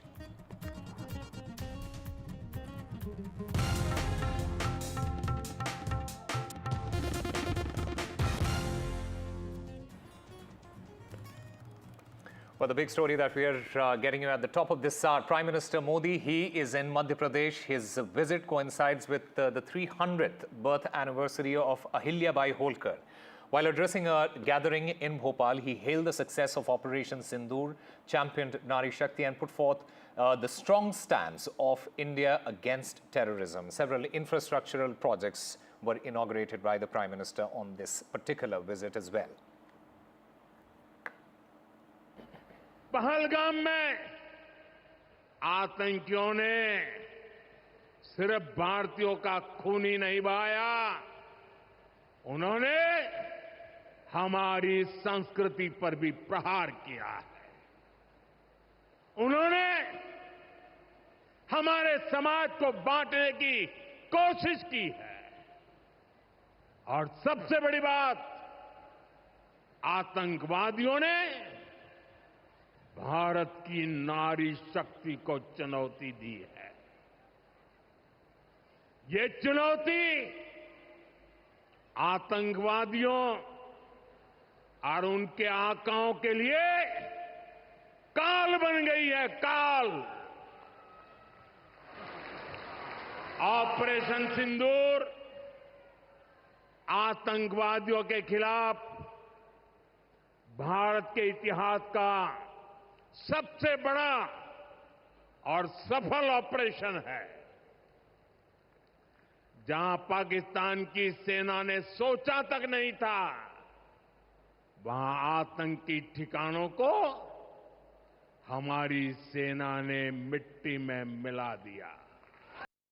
आज बहुत बड़ी संख्या में हमारी बेटियां वैज्ञानिक बन रही है, डॉक्टर, इंजीनियर और पायलट बन रही है।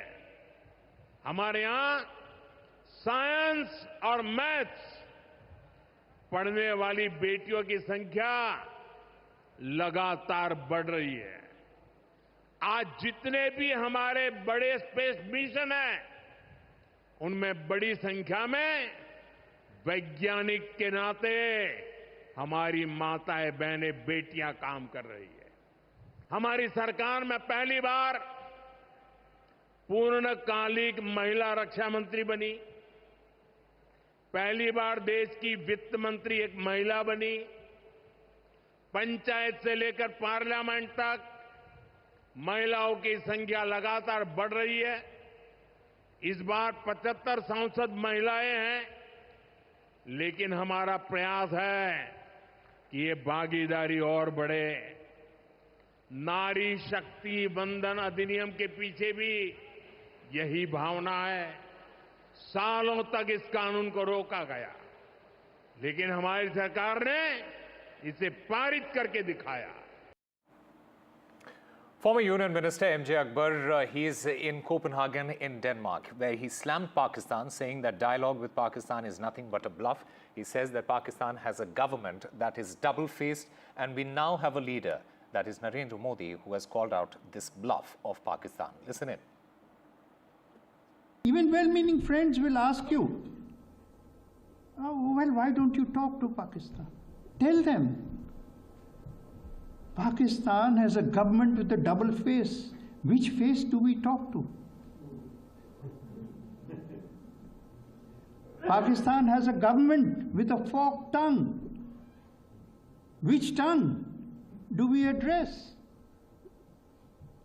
Pakistan has talks with a poisoned tongue. Who gets hurt when a tongue is poisoned? The talks are nothing except a bluff. We have now a leader who has actually called the bluff. In what is a significant accomplishment for India in its global outreach efforts to expose Pakistan and to convey India's zero-tolerance message, in Colombia, which earlier in its statement sympathized with Pakistan over the loss of lives, has now withdrawn its statement. Congress MP Shashi Tharoor, he is leading the all-party delegation to the Americas during this visit in Bogota.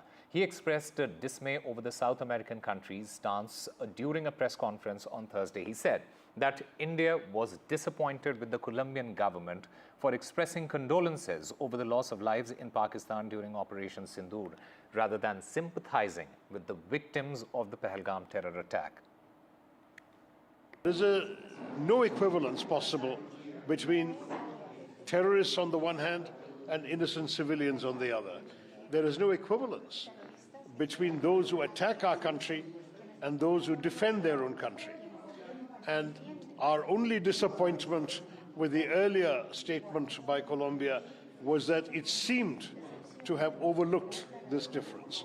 We're very pleased to learn that that statement has been withdrawn, as you also mentioned, and we're also very pleased that you, as representatives of the people of Colombia, are determined to stand with us for our sovereignty, for peace in the world, for peace in the subcontinent of India, and that you are very, very happy that this kind of dialogue will continue between our peoples and our representatives.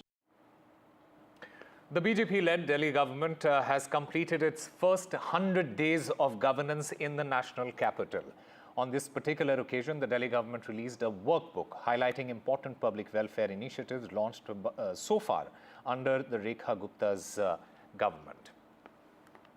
Well, joining us right now is in fact the Cabinet Minister, Dr. Pankaj Singh with us.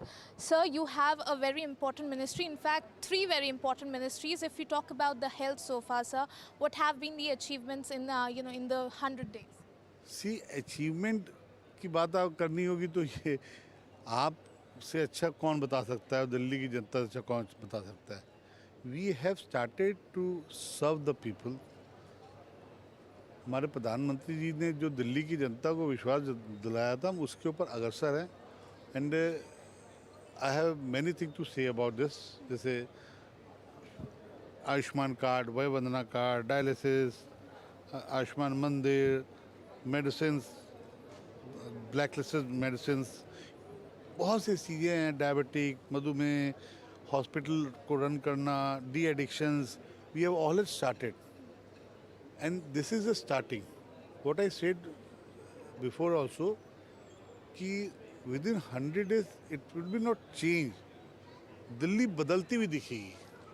एक ही bag 100 में ख़त्म हो जाए ऐसा नहीं होगा. दिल्ली बदलती हुई दिखेगी, दिल्ली अच्छी होती दिखेगी, दिल्ली की गति अच्छी होती दिखेगी.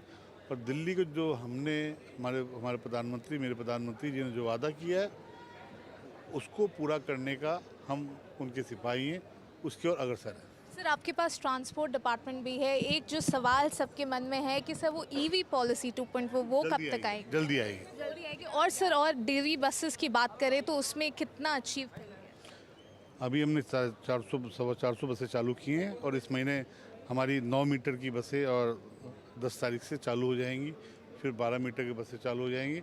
जैसे जैसे सीएनजी का टाइम खत्म होता जाएगा हमारी बसें चालू होती जाएंगी. सर, मेरा बस एक आखिरी सवाल ये है कि सर आज एक कोविड जो है एक डेथ आया उसमें. I request you, there is no corona, there is no corona. जो लेडी एक्सपायर की मेरी संवेदना उनके साथ है. मैं हमारी बुजुर्ग, हमारी माता समान है. आप 60 कह रहे हैं, मैं उनको 71 का एज का कह रहा हूँ. मुझे नहीं लगता कि वो कोरोना से एक्सपायर किए. उनको मल्टीपल प्रॉब्लम थी. Let the report come, I will definitely tell you. क्योंकि जो मुझे जानकारी स्टार्ट में मिली है उनको लंग्स की भी कुछ प्रॉब्लम थी. There is no corona. Delhi की जनता को किस कोरोना के विषय में नहीं सोचना है. So in fact, this was the Cabinet Minister, Dr. Pankaj Singh, who was certainly saying that if we talk about the COVID, there is certainly no need to panic. Now with camera person Mukesh Singh, this is Ishka Verma for NDTV. News now from the state of Karnataka, where farmers are staging a protest against the state government's Hemavati Express Link Canal project, which aims to divert water to Magadhi and Ramanagara. The farmers, they are voicing their opposition to the project, citing concerns over its potential impact on their livelihoods and water rights.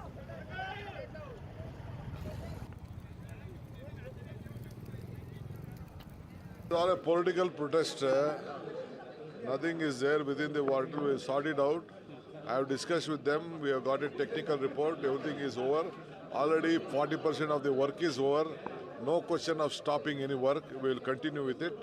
And it will help every farmer of the area. BJP Janata Dal, they are known for creating problem. All right, so the farmers there protesting against the state government over the Hemavati Express link canal through which water would be sent to Magadhi and Ramnagara. In fact, I am currently joined by my colleague Deepak Bopanna, who joins us on the phone line. Deepak, we heard what the Deputy Chief Minister of the state said, that this seems like a political protest. What are the farmers' concerns here, and what are they protesting exactly against? There were certain, workers of the BJP who were part of these protests, and probably that's why Mr. DK Shivakumar is saying that this is, somewhere politicking by the BJP and the JDS combined. Now, we should understand that few organizations, BJP workers and others, were agitating near the Sunkarapura canal. That's why prohibitory orders were also put in place within a 10-kilometer radius by the district administration. However, outside this restricted zone, protesters, of course, starting to raise slogans. Some of them burning tires on the highway, putting heaps of, mud as well, blocking that particular stretch of the road as well. There were, MLAs from the BJP like Suresh Gowda, GB Jyoti Ganesh, and district president of that area, Mr. Ravi Shankar as well, who was part of this. Now, Mr. DK Shivakumar, of course, is saying that this is turning political than anything else. Now, more importantly, as far as the entire issue itself is concerned, they are saying that the water which the district of Tumkuru deserves and, is meant for them is being diverted. That's the real charge that's coming in. And the farmers are saying that they're going to continue to protest. The allegation by the BJP as well coming to the fore that DK Shivakumar, being a water resource minister, is still worried about his area and constituency. Magadhi and Ramnagara are where he and his brother, of course, have won in the past as well. It is right now turning quite political. All right, Deepak Bopanna, thank you very much for getting us the details. Time for a very short break. More news and updates on the other side.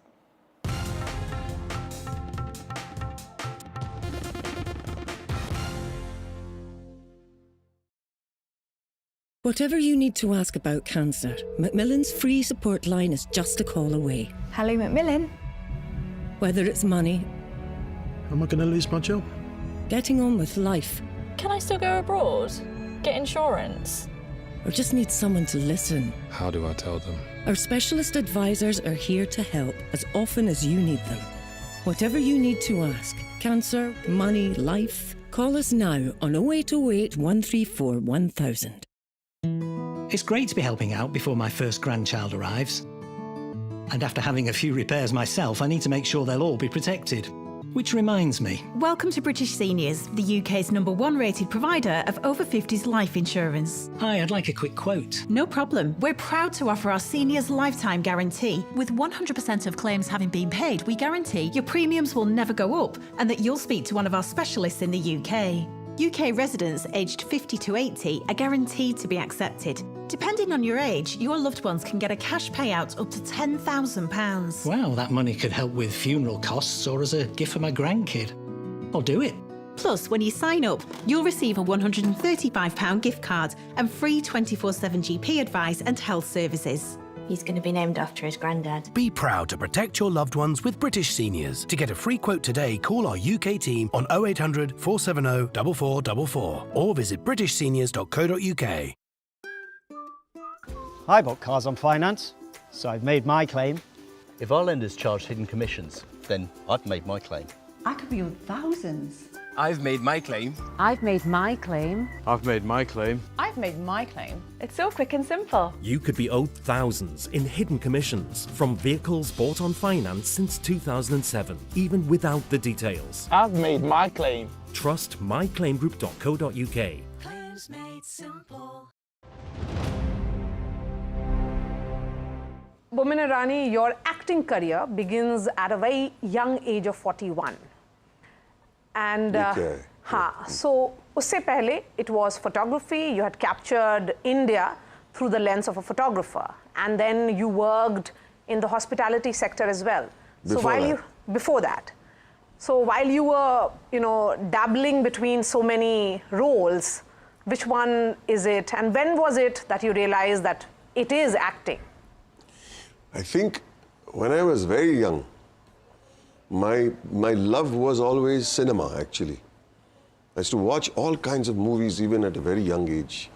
Very young, and a lot of people used to wonder why I would watch movies that were not part of my pay grade. Why am I watching these kind of movies? Not because they were adult or they were, you know. I just loved the movies. And my mother encouraged me to watch movies. I understood the world, humanity, the human condition, art, music, drama, lyrics, everything. Lighting, I love lighting. So my thing was I always wanted to be a director actually, strangely. I never saw myself in movies, but I love to act. But just chronologically to take you through it all, I started in the hospitality business. I was a waiter at the Taj for a couple of years. And then I worked at a family wafer shop for 14 years. Then took up photography. While I was halfway through my photography career over the weekend, I did theatre. And then beckoning happened through the film industry. So that's the chronological thing. But my heart was always to stand behind the camera and boss people. And you know, you boss people, that's a nice one. But you are somebody like, you know, who's a natural actor, Mr. Irani. You are like... Baman. Yeah, Baman. You are somebody who's very, I mean, almost perfectly natural for an actor. Sachmuch. Chalo, theek hai. I feel that, thank you, but I feel that natural acting comes from repetition and repetition. I mean, your script, the spoken word, behavior, your action, what is it you want, what is it you are doing in the film, has to do with actually reflection of who you are, what the character is, and knowing your lines. Because the moment you're searching for lines, your mind, your eyes are somewhere else. Even if they're looking straight, the eyes are going somewhere else. The great Spencer Tracy says always to advice to young actors, learn your lines, hit your marks, and don't bump into the furniture. And that means so much because the naturality that you say, and I'm grateful for that, comes from practice. Because if you don't know your craft, you will never be able to be truthful.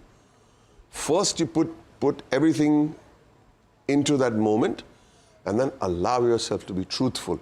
It is the truthfulness that looks natural, not the chabana, chai pina. That's not exactly what natural acting is supposed to be. Natural acting is being comfortable in the skin of the character. So it's like practice makes the man perfect. I think it should be part of your DNA. Yeah. It should be part of your DNA.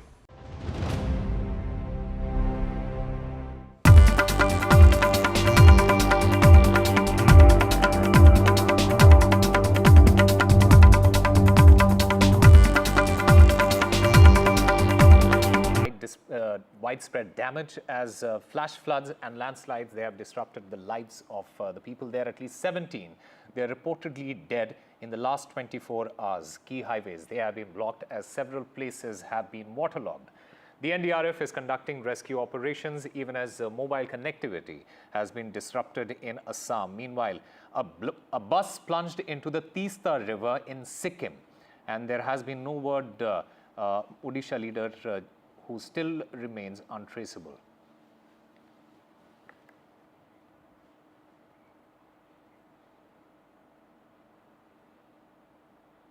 Mister Barua, पिछले 24 घंटों से आप गुवाहाटी के सड़कों में हैं आपके team के साथ।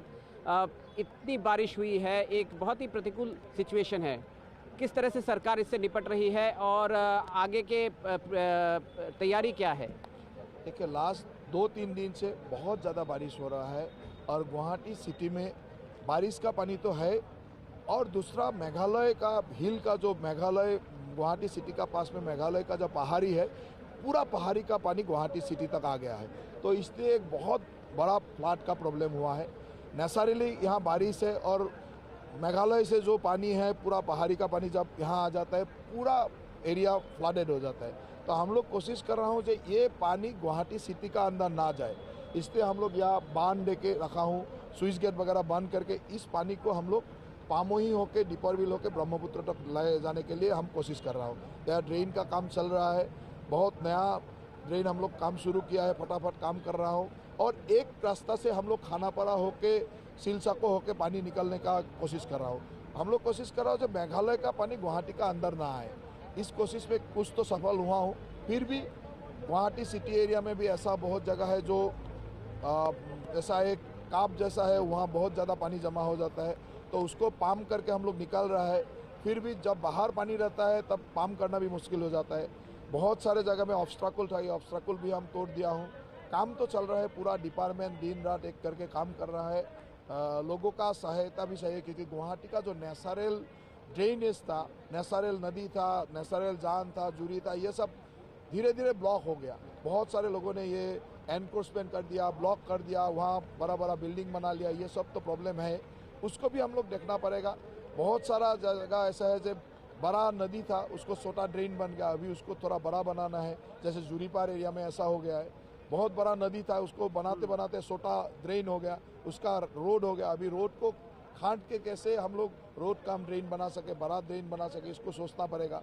सिल्टेशन का प्रॉब्लम है, बहुत ज़्यादा सिल्ट मेघालय का पहाड़ी से आता है, गुवाहाटी का पहाड़ी से नीचे आ जाता है, तो सिल्ट का सफाई करने का काम होता है। वो भी काम हम लोग बहुत दिनों से तदारक कर रहा था, वो काम अच्छा से होने से बहुत जगह से पानी जल्दी निकल जाता है। और इस बार हम लोग डिसिल्टेशन का काम इतना प्लान वेट में किया था जिसके लिए आप देखा जाए तो लैम रोड में अभी पानी नहीं है, जीएस रोड में पानी नहीं है, सिलपुखरी एरिया में पानी नहीं है, जू रोड में पानी कम है।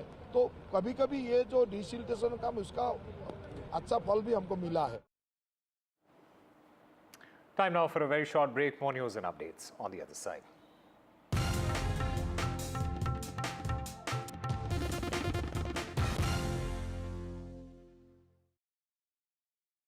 From interesting tech startups to industry-leading companies, politics, sports, culture, curry, cricket. Oh, there's so much to talk about. Like me, if you too thrive on interesting conversations, this is a show you cannot miss. Watch this space to know more about all matters and all people that make Britain what it is today. Out of Britain, with me, Radhika Iyer.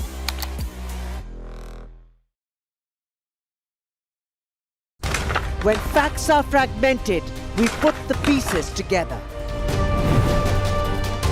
Where power collides with truth, we are there. Behind me is that massive security arrangements that are in place. Behind fractured boundaries, we clear the fog of war. Fault Lines with Gauri Dwivedi, only on NDTV World. In today's interconnected world, India's voice is more crucial than ever. When India speaks, the world listens. At NDTV World, we are that voice, bringing you intelligent and insightful news from India and beyond. From geopolitics and diplomacy to economic shifts, migrations, tech disruptions, and the stories of our diaspora. We cover the news that shapes our global future. NDTV World, your new home for global news is here.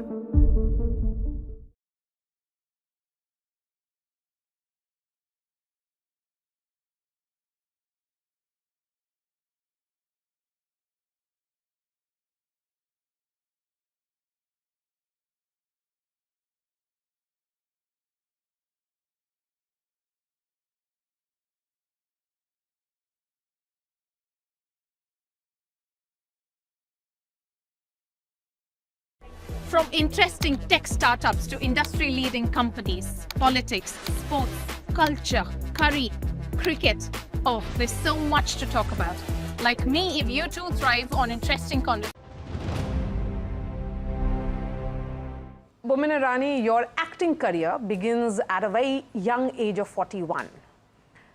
And so usse pehle it was photography. You had captured India through the lens of a photographer, and then you worked in the hospitality sector as well. Before that, So while you were, dabbling between so many roles, which one is it? And when was it that you realized that it is acting? I think when I was very young, my love was always cinema, actually. I used to watch all kinds of movies even at a very young age. Very young, and a lot of people used to wonder why I would watch movies that were not part of my pay grade. Why am I watching these kind of movies? Not because they were adult or they were, I just loved the movies. And my mother encouraged me to watch movies. I understood the world, humanity, the human condition, art, music, drama, lyrics, everything. Lighting, I love lighting.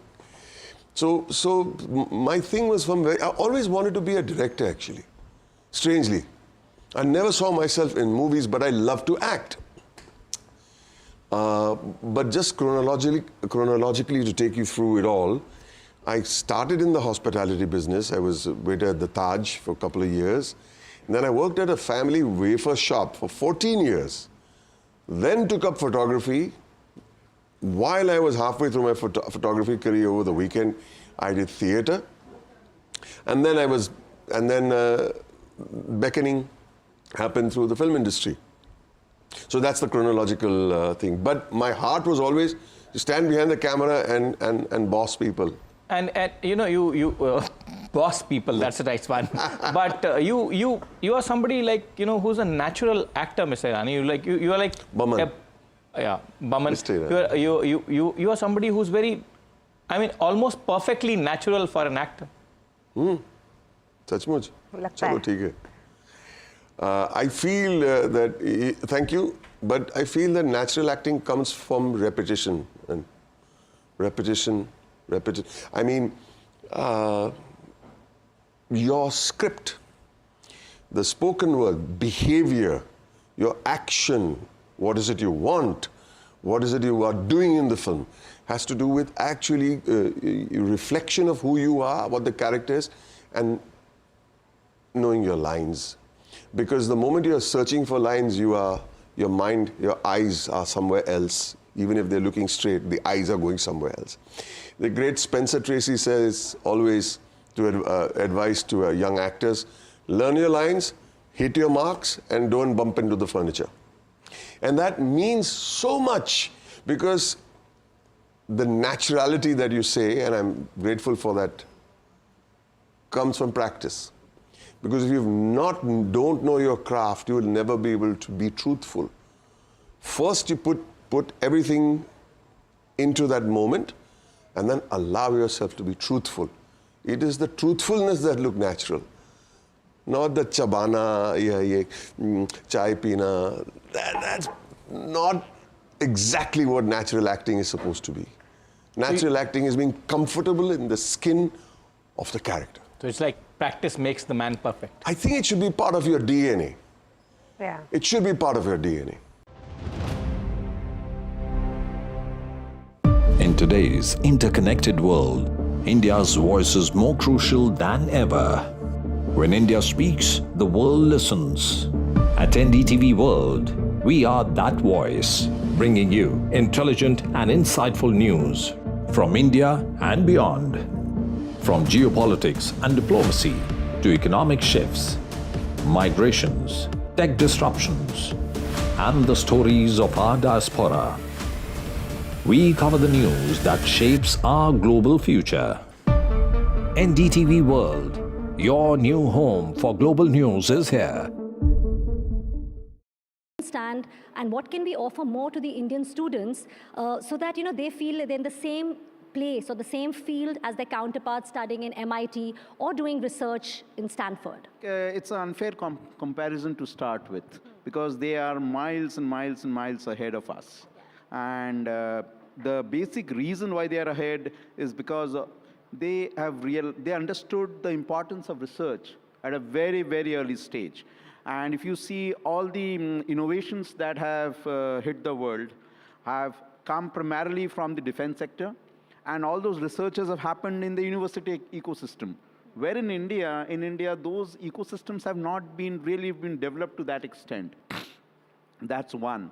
Secondly, in the West, the MITs, Harvards, you'll see, you go to any university town, you'll see a good amount of ecosystem, wherein the industry is very close by to the academic area. And as a reciprocal measure, the university is developing courses and imparting skills to manage to supply to that demand. So that ecosystem, that symbiotic ecosystem is available there, which we need to be able to create here. That is one. Second, in India, there is a huge disparity between the metros, the tier 1 and the tier 2 cities. So that's another piece which over a period in time is getting managed to a large extent because of internet connectivity, the digital transformation that's there. So yes, the gap is there, but digital transformation, that is the way ahead. Yeah. Second is how fast and better we can integrate the industry into the academics. Right, that is what is going to be the game changer. So the concept of industry-embedded educational institutions is what is required for India to really, really grow fast. What steps would you ensure or would you suggest that not only your university, that India should be taking to stay ahead of the curve, whether it's in terms of just a curriculum, so and also for the collaboration, what Mr. Ratul just spoke about? I'll say that, yes, we have been changing, and NEP 2020 was launched, and it has taken care of a lot of aspects of this, what you are asking, in a sense that, yes, we need to have integrate learning by doing things, which is the ethos of MITs and other places. So that has been there. Interdisciplinary education, outcome-based education, and not only that, also multidisciplinary education is one of the kind of the focus of the NEP, which actually universities, all the universities are trying to do. And Industry Connect also has been happening. I mean to say that UGC has vouched for, in fact, urging for professor practice in the universities, where the industry problems will come to the classrooms and faculty members will be associated with that. And classroom projects leading to the capstone project, which is there in all developed countries, also is in practice in many universities, also in our university. As far as the research is concerned, there is a focus that undergraduate students should participate in the research scenario, and it should connect to the scholars as well as the faculty. The undergraduate students should peep into the domain of research, and then creativity should reflect, which are reflecting, and there is an ecosystem of entrepreneurship also happening in the universities. It goes hand in hand, of course, when you're working on those skills. Working on those. Ladies and gentlemen, in this particular session, we'll be talking about AI. And this is something very exciting. AI is not just the buzzword at this moment. AI, in fact, is the reality.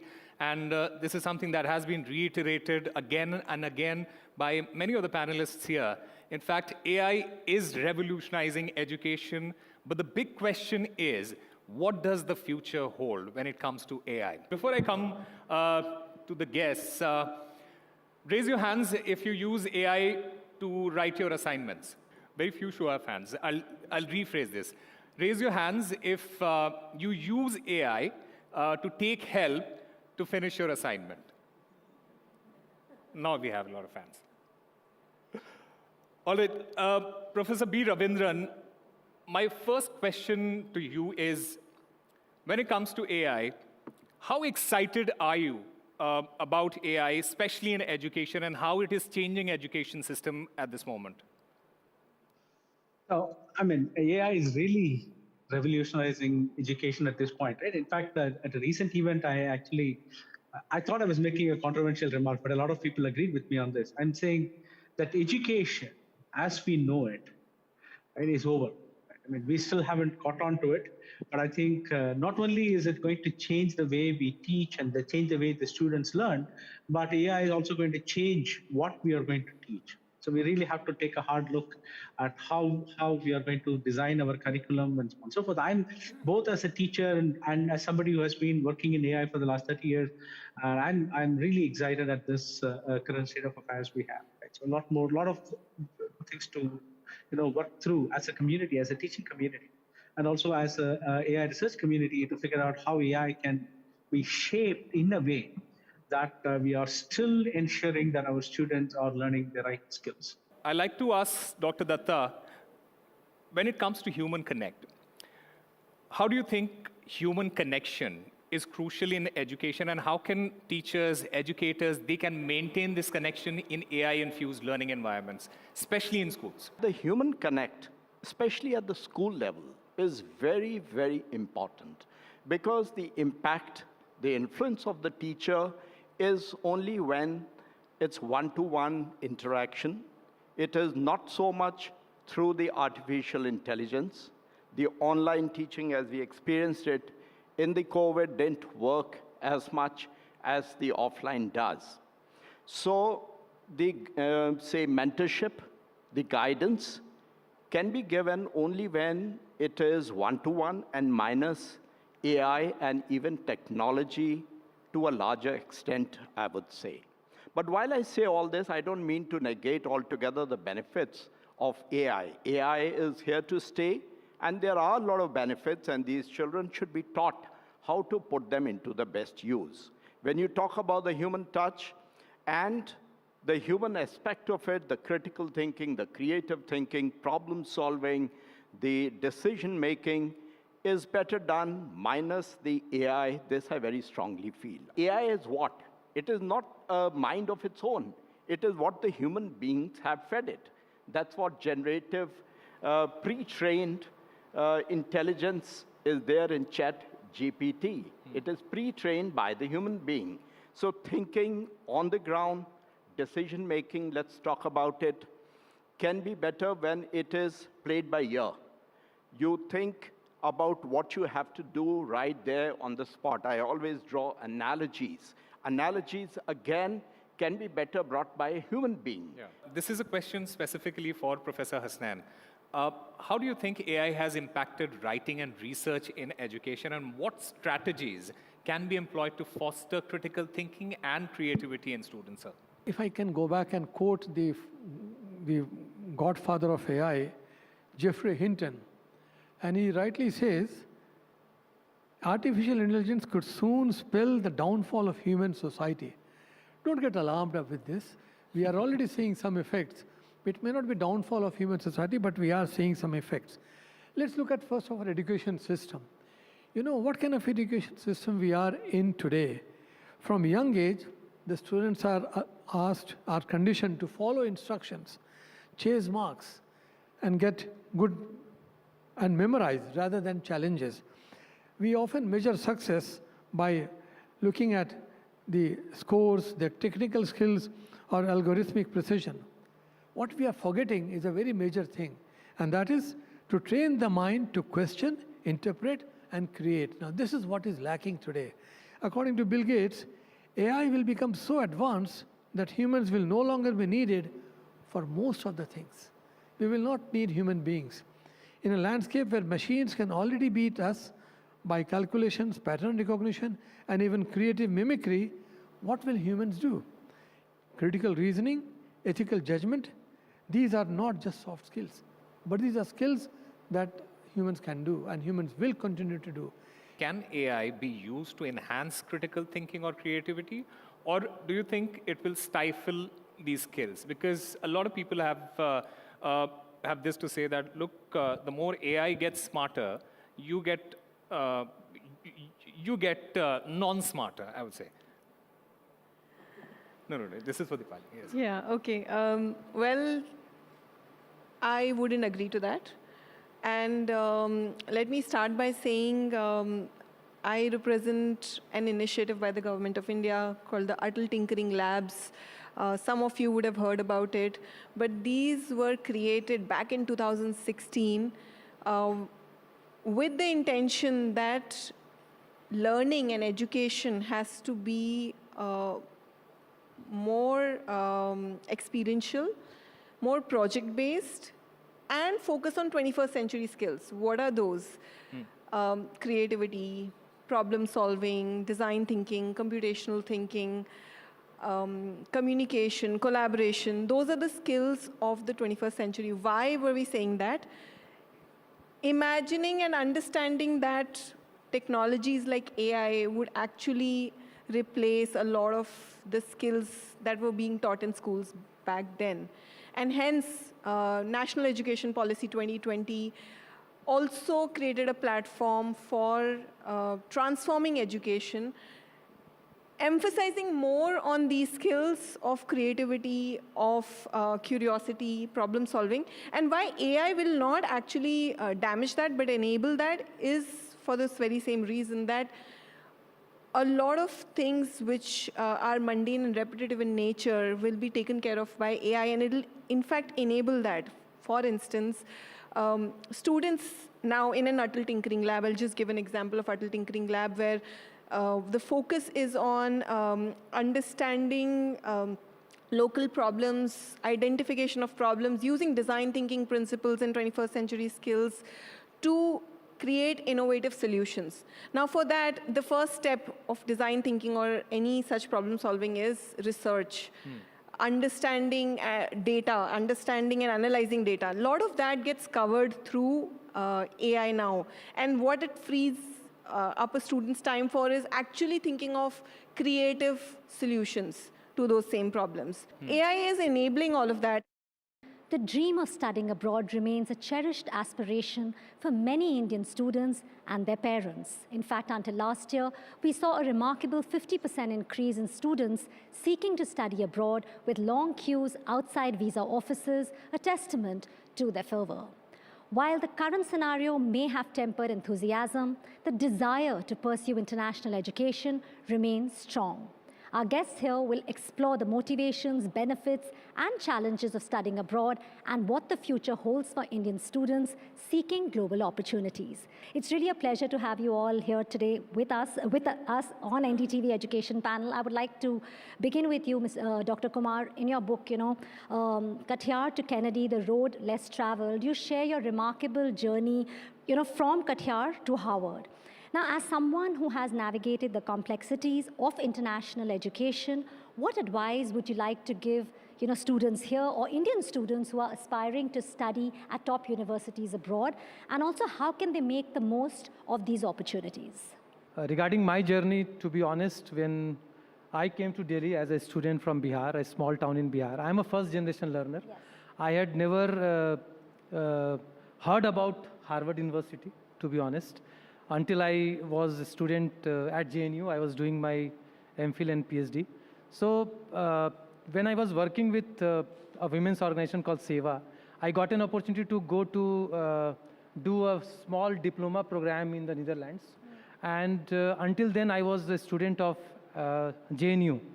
So I witnessed a stark difference between our university and the ISS at Hague. And the classroom there was so vibrant, and the professionalism of the faculty and the library. So it really worked for me as an appetizer. And that is when I decided that I have to come back to one of the Western countries to study further. While I was working with SEWA, I was writing recommendation for many interns and the students who were interning with us. I realized that after my recommendation, when a lot of students are getting, scholarships or admission abroad, I should also try and, study. So at the age of late 30s, wow, I decided to study again. And by then, I thought that, now at this age, if I am applying to go somewhere, I should go to the best place. So I only applied at Harvard. And you got in? And I got in, and also with 100% scholarship. Wow. Going abroad and studying from a good university, gives you a lot of exposure. Harvard and the Harvard community is like second family to me. I would like to ask you here, we have been talking about, we've just heard Dr. Kumar's journey. Akshay, if you could tell us, the data shows a significant surge in Indian students opting for higher education abroad, with a remarkable 50% year-over-year increase. Now, what do you think is driving this trend? What do you think is the biggest lure for Indian students? Is it the access to cutting-edge research and technology? Is it the state-of-art labs, the repetition of top universities, the opportunity to develop critical thinking and interdisciplinary skills? or the promise of global exposure? What's your take on that, Akshay? I don't essentially think of it as abroad versus India or overseas versus local. I think of it from the perspective of a student should really pursue something that they have passion for. As long as you're able to figure out what you want to do in life and to kind of quote a dear friend Rancho from 3 Idiots, right? Like as long as you're doing something which you really love, you will be able to find success at it. So I think as long as people are able to identify what they want to do, and then figure out whether they need to be in India, whether they need to be in, say for AI purposes, they need to be rather looking eastwards. Does it make sense for them to be in Singapore or Hong Kong or say somewhere in China? Or does it kind of really make sense for them to be in India for some specific program where India is doing really well, for example, manufacturing? We should put that as the core fundamental principle. Hey, what do I really want to do? What if I pursue this will kind of lead to this path, and then figure out, okay, what are the best universities to pursue this program? What are the best towns in the world which will have respect for this program so that I can succeed once I pursue this program? And as long as you can essentially build a very straight, structured line on that journey for yourself, I think that's when you're able to truly measure the ROI, be it short or long term, and then essentially say that, okay, studying abroad worked for me. Vishal, I want to come to you here. Many foreign universities are opening campuses in India, talking about the University of Southampton, Delhi campus, if I can ask you about that. Are you seeing the same traction and interest in international education here as well, compared to what it is globally? And what opportunities as well as challenges are you facing in terms of access? I think it's an opportunity for University of Southampton. In fact, it's an opportunity for a lot of the campuses that have recently announced their entry into India. Obviously, if we look at it from a perspective of a country that is India, there's a wide requirement, in a way, if I could call it that. If you look at what the objectives for the new education policy is, if you look at what we intend to do, we want to move up from a gross enrollment ratio perspective. We want to move up in terms of ensuring that people who are supposed to be in undergraduate education are in undergraduate education. So automatically that also means that it will require the coexistence of a lot of different kinds of higher education ecosystems, right? At the end of the day, what is an international university of a certain stature? What are they intending to do? They're intending to bring in, extend a lot of the globally relevant curriculum, which in a sense is a combination of depth in terms of their domain knowledge, as well as a clear development of transferable skills. This is obviously an opportunity for both sides. At this moment of time, to be a truly global university, you have to be able to ensure that you're part of the Indian growth story, right? And that's essentially what this is all about. With respect to challenges, we haven't necessarily, faced any challenges per se, right? What you have to remember here is that there's obviously something wherein, the Ministry of Education, whether it's the Ministry of External Affairs, a lot of them are looking at, bringing in universities into the country. So that also means that, they will be bringing their own systems, they will be bringing their thought processes, they will be bringing their, the kind of faculty that teach over there. They'll be bringing their centers of excellence, they'll be bringing their, thought and research impact. Yeah. And I think that all adds a lot of value to the vibrant and dynamic ecosystem that India is. Do you think that the financial burden of studying abroad is justified by the potential returns? Like, do you think one gets a better job prospect as well as higher salaries? What's your take on that? Somehow, whenever we are talking about investment, we are only talking about investment in study abroad in terms of monetary investment. We are absolutely missing out on the time, effort also, and the distance that is going. And the entire measure of the return is only through a job. What is very important is, I think we are talking about higher education here. The education and the experience and exposure, which translates into experience and education that stays with the child forever. So one thing is, it's very incorrect to judge the return only in terms of on a monetary scale. Sure.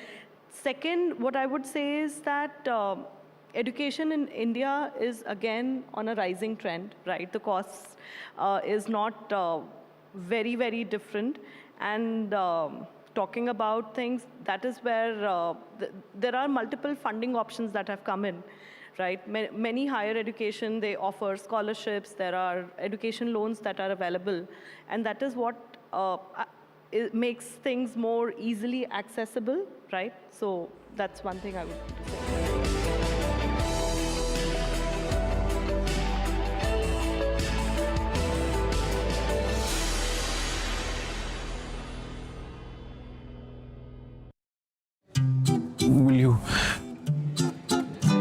Will you tell me if I'm flying to Delhi to New York, can I take a stopover in Dubai to explore, or do you think it'll be too hectic? Looking for holiday and flight recommendations in strange places? Don't. Just come to Brighton. Brighton Travel, making travel brighter. We know that living with diabetes can make daily life a challenge, and we're here to help. I felt very low with the diagnosis and very lonely as well and embarrassed. I think people don't necessarily realise the impact that being diabetic can have on you, and the amount of extra decisions you have to make a day through carb counting every single thing you eat. If you're struggling with the everyday challenges diabetes can bring, become a Diabetes UK member today. Receive this informative welcome pack and Balance magazine. Balance magazine has been very good in giving me tips to manage my diabetes on a day-to-day basis. One of the things I was recommended to do was exercise. What motivated me was my love of dance, and I got that back. Join a community that really understands. Call 0800 035 7605 or go online to become a member for just £3 a month. With Post Office Over 50s life cover, enjoy peace of mind knowing your family will receive a guaranteed payout when you're gone. UK resident 50 to 80, your guaranteed acceptance. No health checks and from just £1.15 a week. Plus free 24/7 GP access with the health and wellbeing benefit. Purchase and receive a £125 gift card for amazon.co.uk, Tesco or M&S. Call Post Office on 0800 171 2211. In People's Postcode Lottery's June draws, you could win a share of £17.8 million. For the chance to win, sign up before midnight tonight. Sadly, animal cruelty has reached an appalling high. It's the worst animal rescue emergency in our recent history, and we urgently need your help. The RSPCA is the only charity in England and Wales dedicated to animals of every kind. Without us, those facing serious abuse and neglect would simply not be saved. If you can help us carry on this vital work with a monthly gift, please call or text the number on screen now. Anything you can give will help us answer more calls, rescue more animals in danger, and help provide the urgent medical treatment, food and loving care animals need. I promise we will never give up trying to save every animal we can. But we need your help now, more than ever. Please call 0800 234 6046, text SAVE to 88008, or visit our website to start your monthly donation today. Thank you. John from work said it's a lovely hike. Triathlon, John. Nice. Right, Rosie, can I have the boots bag? No, I meant the hiking boots bag. Did we not bring it?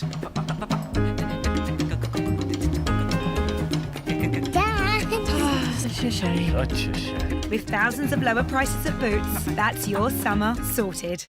I think that there's something that's always there that I just need to uncover.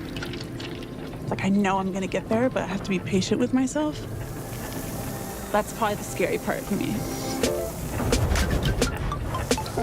And it's okay, like, if you completely pivot and change.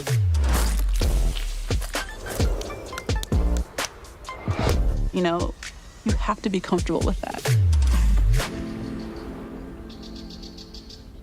It's pandemonium, it's pandalicious, it's pantastic. It's the world of Panda Bingo. I like to make a cup of tea, get settled on the sofa and play Panda Bingo. It's like a little bit of me time. Well, me and the pandas. Whether I'm out and about on my mobile or just at home on the laptop, I can play my favourite Panda Bingo games anytime, anywhere. I just love it. Brilliant bingo rooms. Great games, out of this world offers. Join today at pandabingo.com/bingo.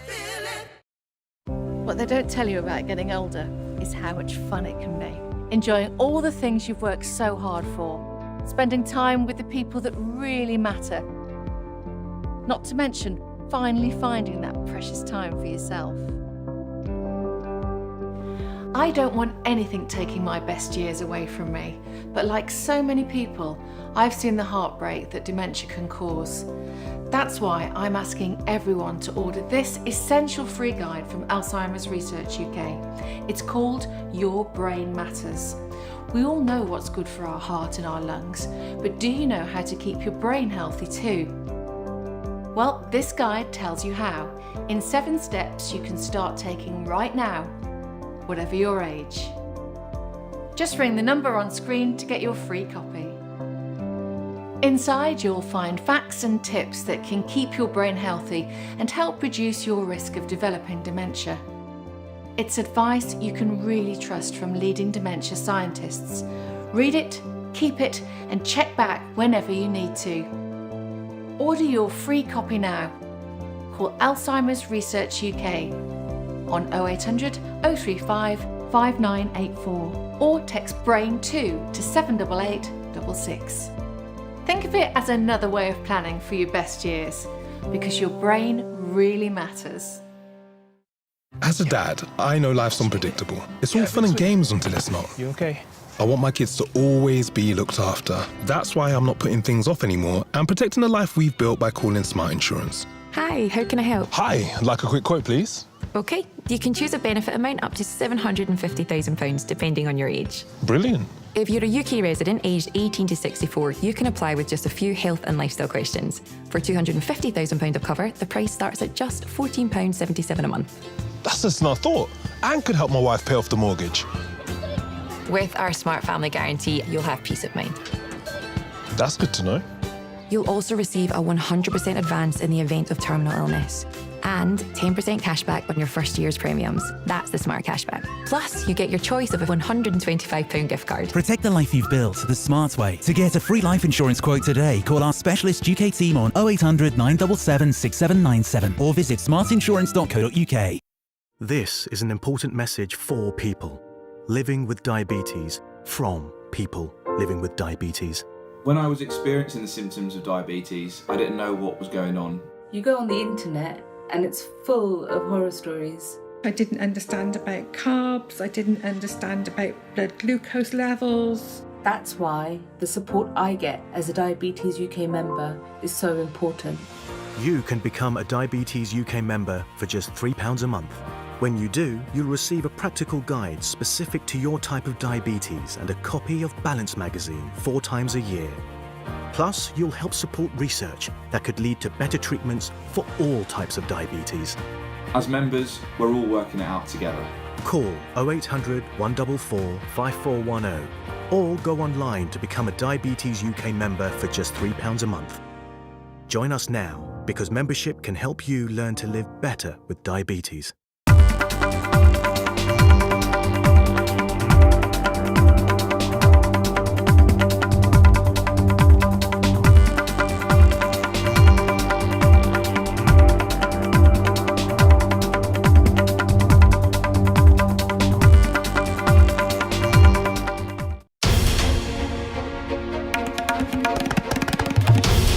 This is NDTV, and you're watching NDTV 24/7. He also added that there is a space that exists for conflict below nuclear threshold.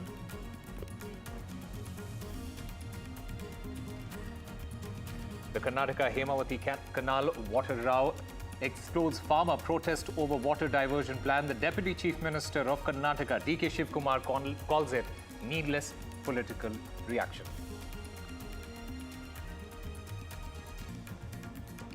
Prime Minister Modi, while addressing a gathering in Bhopal, hailed the success of Operation Sindoor. He emphasized that the operation reflects the strength of Sindoor Shakti and called it India's most successful anti-terror operation. In what is a big win for Indian diplomacy, Colombia withdraws statement sympathizing with casualties in Pakistan. Shashi Tharoor says that Colombia now understands India's stance.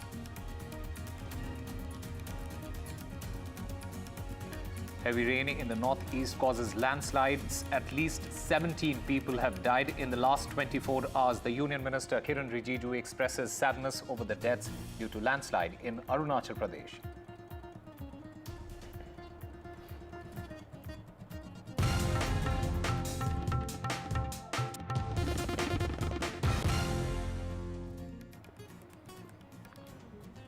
Hello and welcome. You're watching NDTV 24/7. I'm Osama Shah. The Chief of Defence Staff, General Anil Chauhan, he has acknowledged that India suffered losses during Operation Sindoor, but he refused to disclose a specific number. He emphasized that India learned from the experience and responded strongly. General Chauhan also highlighted that there is a space for conflicts below the nuclear threshold, indicating the complexities of modern warfare. His comments, it reflects India's cautious approach to military engagement and its commitment to strategic preparedness. My colleague Vishnu Shom joins us to get us more on this. Vishnu, can you please provide more context about what General Chauhan has said and the nature of the losses that he is talking about? Well, General Chauhan, the Chief of Defence Staff, the topmost defence officer in this country, has been speaking at the Shangri-La Dialogue. It's an international security dialogue being hosted in Singapore. And in response to questions from Reuters, from Bloomberg, and I believe in an interview to CNN, which may appear quite soon, he's been asked questions on Indian losses suffered during the Op Sindoor operations. Now, without getting into the numbers of aircraft that India has potentially lost, he did say that the Indian Air Force did learn from tactical errors or mistakes or issues which may have existed and came back strong in the operations. And ultimately, it's the ends, the end of the operation and what was ultimately achieved, which actually really does explain where India stands and the Indian Armed Forces stand as far as these operations are concerned. Remember, this is not the first time that an Indian general or a senior officer is being asked about Indian losses. There was an Air Marshal, the Director General of Air Operations, who in a press conference in Delhi had been asked very specifically whether India had sustained the losses of military aircraft during the initial phases of Op Sindoor, to which the answer was that all of our pilots managed to get back. In other words, they were all okay. I've also been able to independently corroborate that all of our pilots are okay, but there's never been an official statement on the number of fighter aircraft that India lost. And even now, there is no clarity on that, with the general not getting into numbers, but saying, look at what the end result was. So this is the position of the government. It's been a fairly consistent position, but it is now confirmed, at least in the eyes of the international media, that there have been losses to Indian aircraft. But with the Indian Air Force spokesperson a couple of weeks back saying that all our pilots are okay, it essentially implied the same thing. So that's one aspect of it. He also did speak about, and you mentioned this, operations or a war beneath the nuclear threshold, where he said that there was a certain space which exists. This, some would suggest, are remarks which need to be looked at quite closely and carefully, because the implication, and the general said as much, was that Pakistan was a rational actor and that they didn't do anything irrational, which would suggest that they would move to a nuclear threshold or they would use potentially nuclear weapons. Some would, however, argue that Pakistan's targeting of civilian areas in Poonch and elsewhere, was not the act of a civilian of a rational leadership. It was the act, perhaps, of a desperate leadership. But those are remarks that we're going to have to analyze. But these are important remarks made in an international forum on Op Sindoor by India's topmost military leader. Absolutely. And speaking about the rationality of in thoughts and action, as he put it, especially as you also mentioned, there is a space that exists for conflict below the nuclear threshold.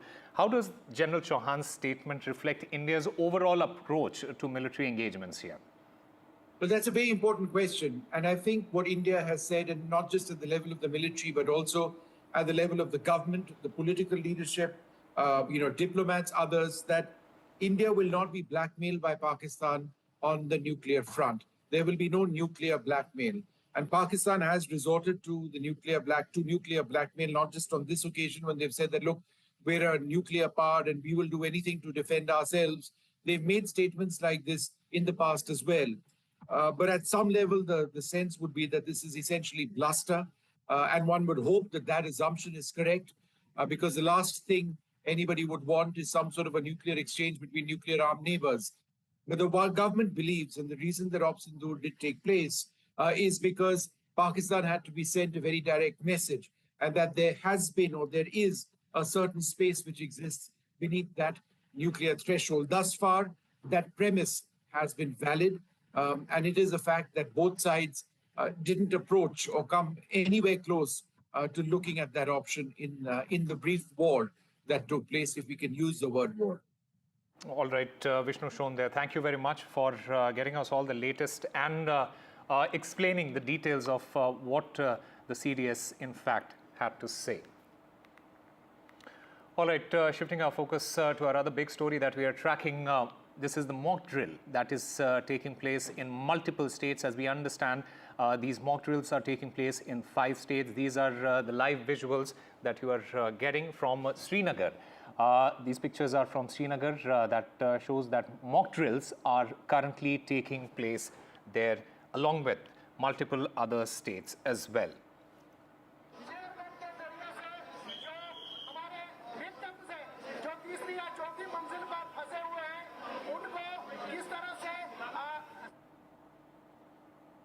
Fire and emergency और जो सारे हमारे civil defence हो गया, SDRF हो गया, medical services है, उनको पूरा जो एज पर प्रोटोकॉल है ड्रिल करना था। तो वही हमने आज यहाँ आपने देखा कैसे किया। हमने रेस्क्यू ऑपरेशंस किया, हमने इंजर्ड को मेडिकल सेंटर्स तक पहुँचाया। हमने जो अगर कोई पर फायर होता है तो उसको किस तरीके से एक्सटिंग्विश करते हैं और किस तरीके से हम लोगों ने स्ट्रैंडेड जो लोग हैं उनको रेस्क्यू किया। This is the part of a general protocol जो कि सिविल डिफेंस करती है। और जैसे कि डिस्ट्रिक्ट में सिविल डिफेंस का डिप्टी कमिश्नर रहता है और डिप्टी कमांडेंट रहता है, उसमें सारा जो एज पर गाइडलाइंस जो हम चलते हैं, जो MHA के गाइडलाइंस है, उस हिसाब से हम एक सिविल ड्रिल करते हैं और वही आज आप देख रहे हैं। और इसमें आगे जाके जो 8 बजे हैं एक डेमो के तौर पर, मॉक ड्रिल के तौर पर ब्लैकआउट भी हो जाएगा जो कि 10 मिनट रहेगा और वो गाइडलाइंस भी हमने किया। क्या इसमें मतलब एक तो नेचुरल डिजास्टर, आग की वारदातें, सैलाब और साथ में मैन मेड या जो जंगी हालात हैं, सभी चीज़ों को मिला के देखा जाता है? जी, इसमें मोस्टली सिविल डिफेंस में हम लोग ओवरऑल देखते हैं कि दैट इज़ अ मैकेनिज्म जिसमें हम ये चीज़ें सिखाते हैं कि that during the time of crisis, during the जब हमारा हम पे या वॉर हो या कुछ हो, उस तरीके उसमें कैसे सिविलियन पॉपुलेशन को किस तरीके से हम बचाते हैं थ्रू सिविलियंस। इसमें ऐसा कुछ नहीं कि डिफेंस फोर्सेस रहेंगे, इसमें सिविल पॉपुलेशन को कैसे एम्पावर करते हैं, उनको किस तरीके से वॉलंटियर्स के थ्रू हम लोग इन सब चीज़ों को मैनेज करते हैं क्राइसिस को, ताकि जो ह्यूमन लाइफ है और जो हमारा वो उसमें लॉस ना हो और जो हमारा बाकी चीज़ें हैं उसमें भी डैमेज ना हो जाए इंफ्रास्ट्रक्चर के आस्पेक्ट। दोनों के लिए, एडमिनिस्ट्रेशन के लिए भी और आम लोग भी जो इसमें पार्टिसिपेट करें। एडमिनिस्ट्रेशन के लिए इस एस्पेक्ट के सिविल डिफेंस में जो है कि हमारी तैयारियां कैसी हैं, हमारे जो इंस्टीट्यूशंस हैं वो किस तरीके से कोऑर्डिनेट आपस में कर रहे हैं, उस चीज़ की प्रिपेयर्डनेस कर रहे हैं, हमारी ट्रेनिंग कैसी गई है, जो सिविल डिफेंस और वॉलंटियर्स हैं उनकी ट्रेनिंग कैसे गई, और साथ ही साथ एक अवेयरनेस के तौर पे लोगों तक भी बात पहुंचाई जाती है कि ड्यूरिंग दिस क्राइसिस, चाहे वॉर का क्राइसिस हो, चाहे एयर सायरन हो, चाहे कोई भी क्राइसिस हो, उसमें क्या प्रोटोकॉल रहता है। और जो हम गाइडलाइंस यहाँ से बताते हैं, हम कोशिश करते हैं कि इट रीच टू पीपल, और ड्यूरिंग दिस ड्रिल्स हमें एक तो अंडरस्टैंड होता है और लोगों को तक पे ये बात पहुँचती है कि डिफरेंट मैकेनिज्म्स क्या रहते हैं, प्रोटोकॉल्स क्या रहते हैं सिविल डिफेंस में।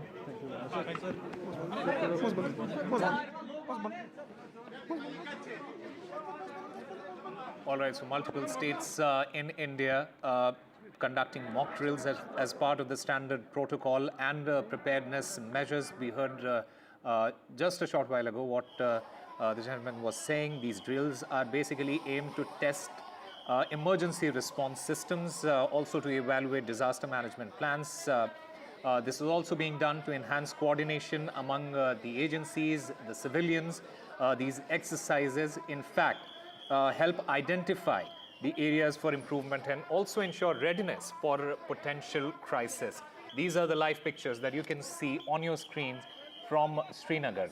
We'll also be getting you visuals from the other states as well. In fact, these mock drills are being conducted in Rajasthan.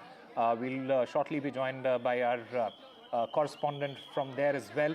The primary objective of these drills, remember, is to evaluate the operational readiness of the civil defense, the police and the disaster response teams in simulating real-life emergency situations and responses, such as air raids, missile strikes, air sirens, etc., as was being mentioned by the gentleman before. In fact, I'm also currently joined by my colleague Gurpreet Singh Chinna. He joins us from Chandigarh. Let's go across to Gurpreet. Gurpreet, take us through what exactly is taking place